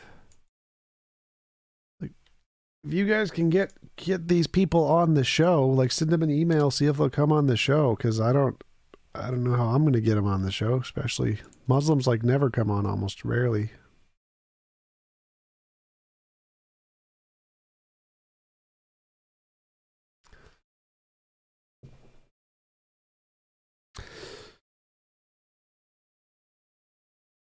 Yeah, Brian, I can relate to that extreme social anxiety, specific jobs, and don't go out much. I kind of feel the same way. Is 35 considered old? I guess so. I don't know.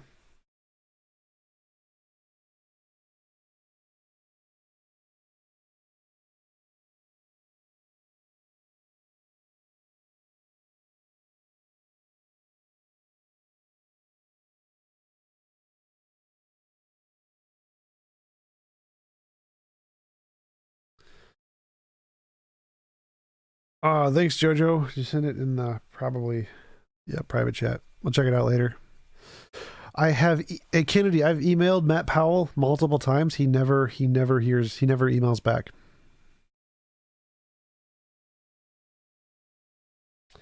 Isn't James going to college right now? Yes, James is going for his PhD in like business psych at Colorado. He's also like an associate professor or something there.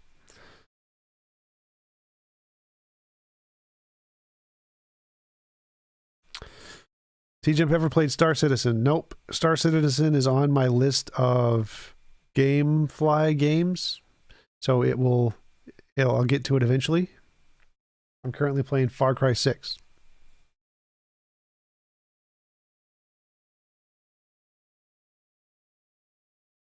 Far Cry 6 is a pretty fun game. It's not as good as Far Cry 4. Far Cry 4 was amazing. Far Cry 3 was pretty amazing. Far Cry 5 sucked balls. Salty Dodger, any plans to come to the UK and do some live debates? If someone pays for the trip, I will go. But I cannot afford to pay for the trip. Hello, people from, is that Twitch?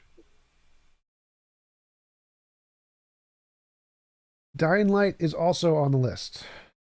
Dying Light is also on my GameFly list, so I'll get that eventually. Efont, what is your favorite video game ever? It is definitely Ninja Gaiden 2. Ninja Gaiden 2 is the greatest game ever, objectively, in the world. You sure that can't be subjectively? Nope, it is a fact of the universe. God himself could not change it. Logical law of the universe. Not my favorite game. It's because you're silly. You're just wrong. No, it's just I have a Factually wrong.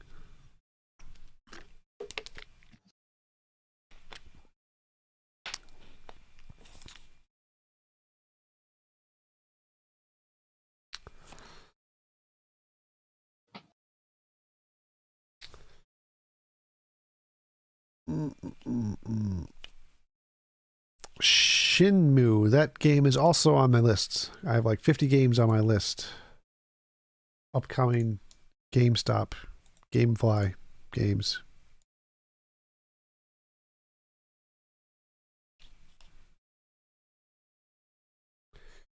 What about Sifu? Sifu game. Sifu game. Oh, that's the new one. That one. Is that one on PlayStation 4? Yes, it is. So I'll probably get that one eventually.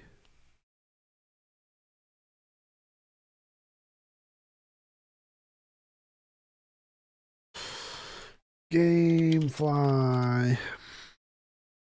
Go to Gamefly. Arg. I want to go Sifu.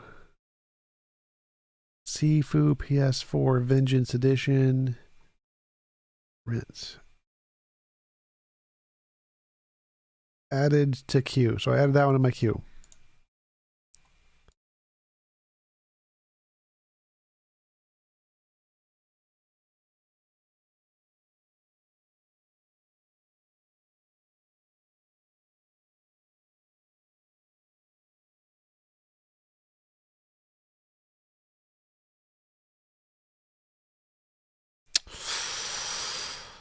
Oh, there's a new Horizon Forbidden West coming, but I need to apparently add that to my get a PS5. Oh no, it's got a PS4. It's got a PS4 option, so I don't need a PS5. I don't need a PS5. All right, that's good.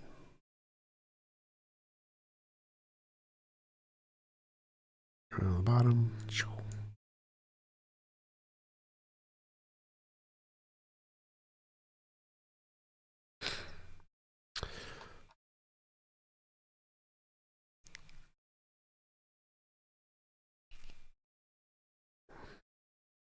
Time is it? It's 1:20. I have another debate at 3, I think.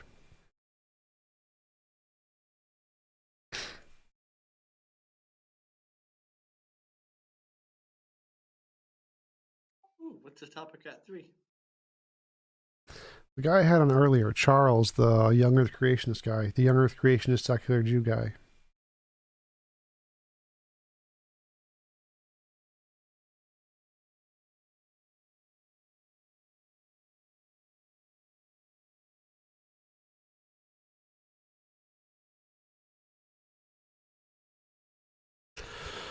My good friend William Lane Craig, or Capturing Christianity or Inspiring Philosophy. I like these guys. I've debated Inspiring Philosophy before, but I haven't heard back from him since then. I've been on Capturing Christianity, but haven't heard back from him since then. Have not gotten William Lane Craig yet. Cameron nearly makes me sad. What? Like before, I used to at least think he had some stuff going on, but lately his arguments have just been worse and worse. Oh, Cameron? Yeah. TJump, what would you think about Sam Harris? I think Sam Harris is really interesting in a lot of ways. Definitely like to have him on my show because I'd get a lot more views for sure.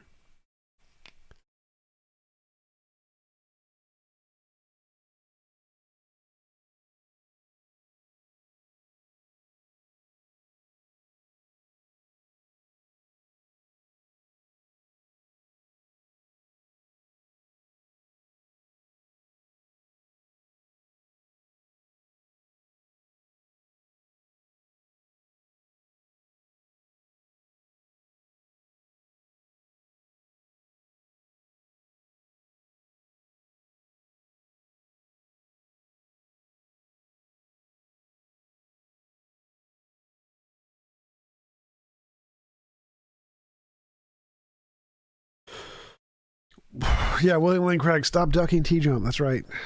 He's afraid of debating me. He's a fraidy cat.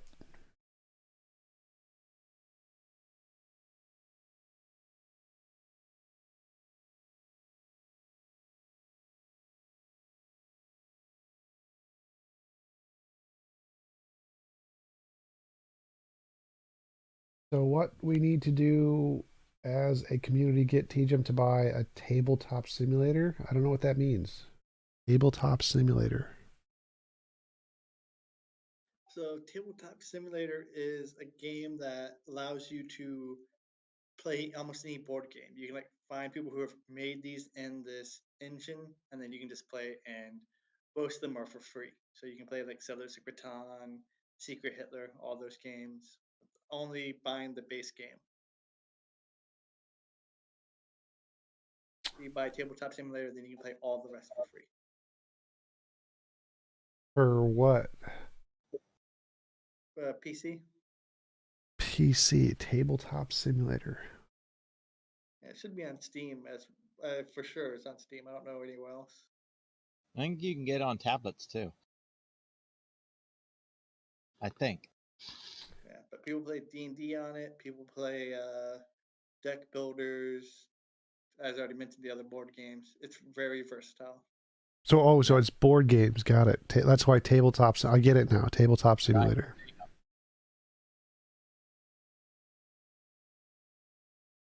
That's why I think you can get on tablet as well, because still limited power, but nothing for one of them.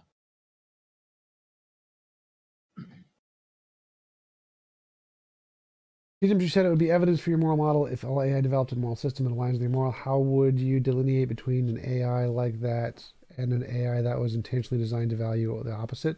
Well, if it was intentionally designed, then it would not work. So it has to be non-guided towards one.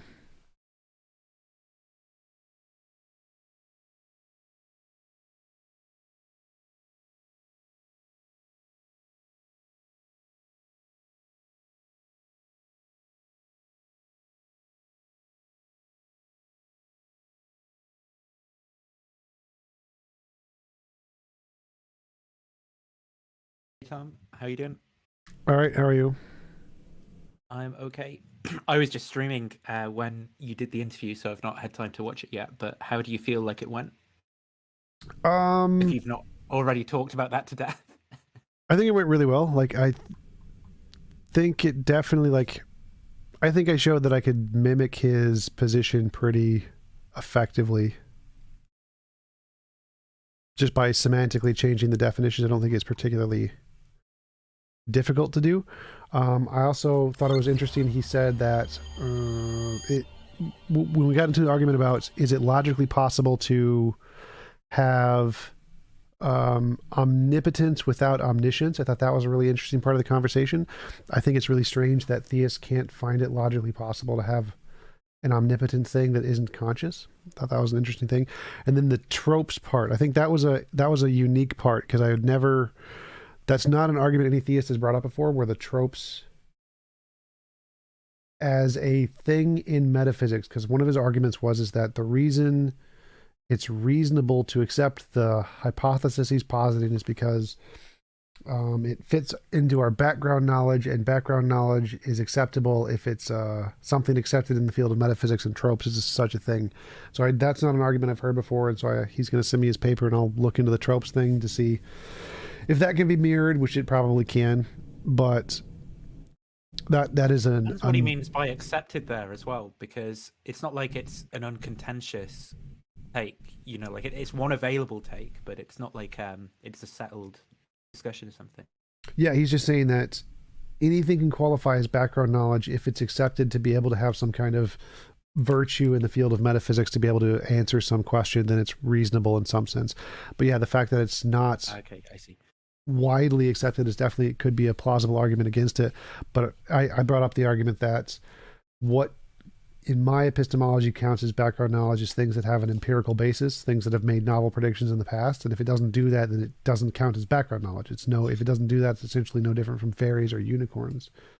And that was probably the main disagreement we had, was his, as long as it is accepted in the field of metaphysics, then it's to have some kind of virtue, then it's acceptable background knowledge. And I think that's not true. Did you ask him at all, or talk about the idea of it being marketed as like a new argument for God? No, because I mean, I can see that his methodology is in some sense new in that he's using the tropes thing. His connection to tropes is definitely new. That is definitely a new part of the argument. His version is some kind of mix of contingency and ontological, so it's in that sense it's not new, but his use of tropes is definitely new.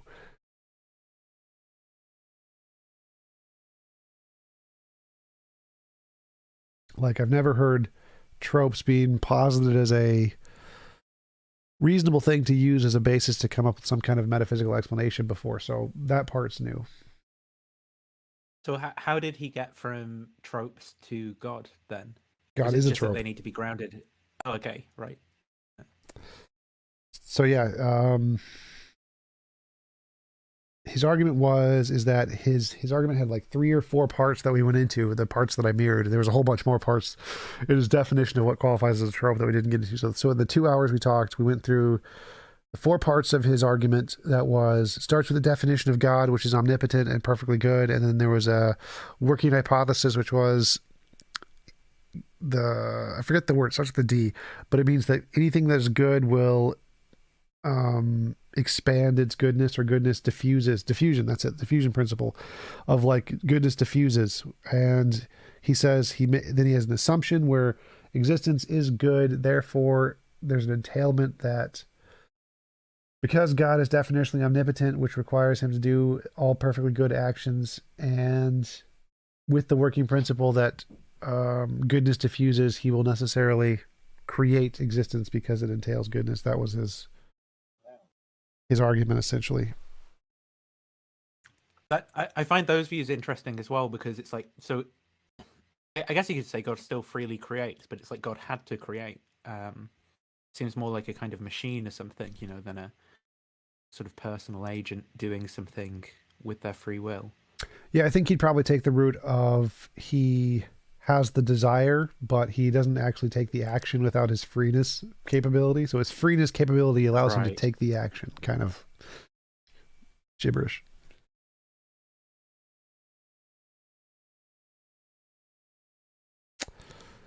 Yeah, I think it was a good conversation overall. Definitely productive. Not like my past 2 with the Muslims. Those were not productive. I'll have to watch it back then and see where it goes, because I've seen him, going around on a few of the Christian channels, and obviously the Christian channels, being what they are kind of like marketing it as like this new incredible thing. But I've not really paid much attention to its contents. But it seems like there might be some interesting parts to it there. But I think it sounds as well like it's going to have all the same problems as all of these arguments, right? Which is that there's a bunch of really contentious metaphysics involved. It doesn't necessarily get you to the Christian God, and it's not convincing for the vast majority of people. And you need to study like tons of philosophy just to even be able to understand what the argument's getting at, which is maybe a knock against like if it's meant to convince ordinary people of God's existence. Yep, I think it definitely, all of those would be valid criticisms of the argument for sure, especially the tropes references. And I would say that, I think the bigger problem is that it's not justified to say that metaphysical concepts act as some kind of justification for knowledge beliefs in that sense. The fact that philosophers think that these metaphysical concepts are useful in describing stuff, I don't think actually means that they're reasonable to believe are true. I think they're more just abstract labels we apply to things, which would more likely correspond to some physical field of some kind. Reality is probably going to describe this. Physics is probably going to describe this, not philosophical concepts. So I don't think trusting in the philosophical labels we make up is a reliable way to gain knowledge. So was that something that came up in the conversation? Sort of lots. Was he saying like this is the way the world, this metaphysical story is the way that the world has to be in order for us to have knowledge? Or is that something? No. Out of what you just said? He was saying that this metaphysical story of tropes is a justified way to establish knowledge because it fits it's something that qualifies as background knowledge. If you can make up these metaphysical stories, it qualifies as background knowledge, which is one of the 4 criteria he established as what determines a good explanation or good hypothesis. Right, and then God is one of them, and you get it for free somehow. I mean, I'll have to listen back and see what's said specifically, but yeah. So he did the classical Bayesian things, the simplicity. I think there's another S in there. Predictive power, background knowledge, and I forget the 4th one. But we never talked about the bottom 2. We only talked about predictive power and background knowledge. He made a Bayesian argument. He put all this in like some kind of Bayesian argument. No. He's just using the basic criterion of the.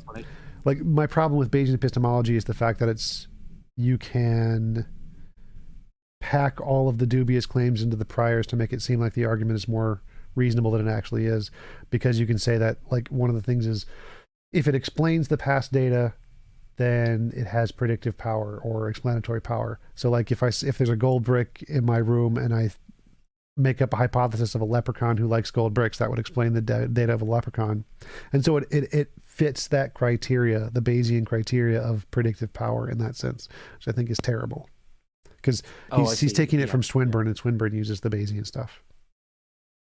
Yeah. Oh, I actually saw, I read something recently about, apparently Swinburne says he's doing a lot of stuff, but he's not actually like doing that in terms of the format that he argues in. Like he argues in terms of all these likelihoods, like this is more expected on theism than not theism. But then he says like he's making a C inductive argument, and apparently C inductive arguments are arguments of the form like this raven is black, this raven is black, so all ravens are black, and apparently Swinburne's a bit confused about what he's actually doing in terms of the argument that he's making there. But yeah, I agree with you in terms of those criticisms. The problem with all this Bayesian stuff is it can give some of these theistic arguments a kind of air of credibility, like they're somehow mathematical or they're scientific, and then it requires you just learning a ton of stuff to realize that there's something fishy about it, to be able to put into words exactly what's fishy about it, when you can kind of see that there's something fishy about it from it going on from the start. Yep. Yeah, and it's used as like almost a weapon in that way, where it's like, well, now either you're an irrational person, an anti-intellectual and stuff, or you've got to spend like hours and hours and hours reading all this stuff about just to be able to say, like, I don't know what the prior probability of God existing is, so I can't use Bayesianism on this question or something. Yeah, I think that's a really. I mean, I enjoy that theists do that. That they put a lot of challenging thought into their arguments to make it look like it's really, really compelling, because it's a fun game to try to decipher that stuff. And so I do think it's deceptive in a way, but it's also fun. I enjoy it. So, but yeah, I think you're right that they hide the fallacy in the arguments to just try and move around the dubious parts of their claims to make them harder to find. And in Bayesian epistemology, it's always in the priors. They just put it in the priors. God just has a really high probability, therefore it's fine. It's fine.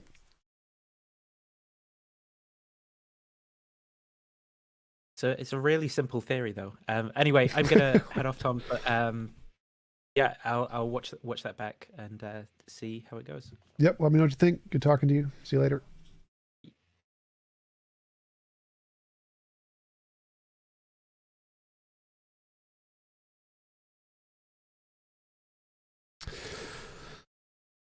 All right, guys. I am going to take a nap for an hour before my next thing. I will see you guys later in like an hour. Peace out.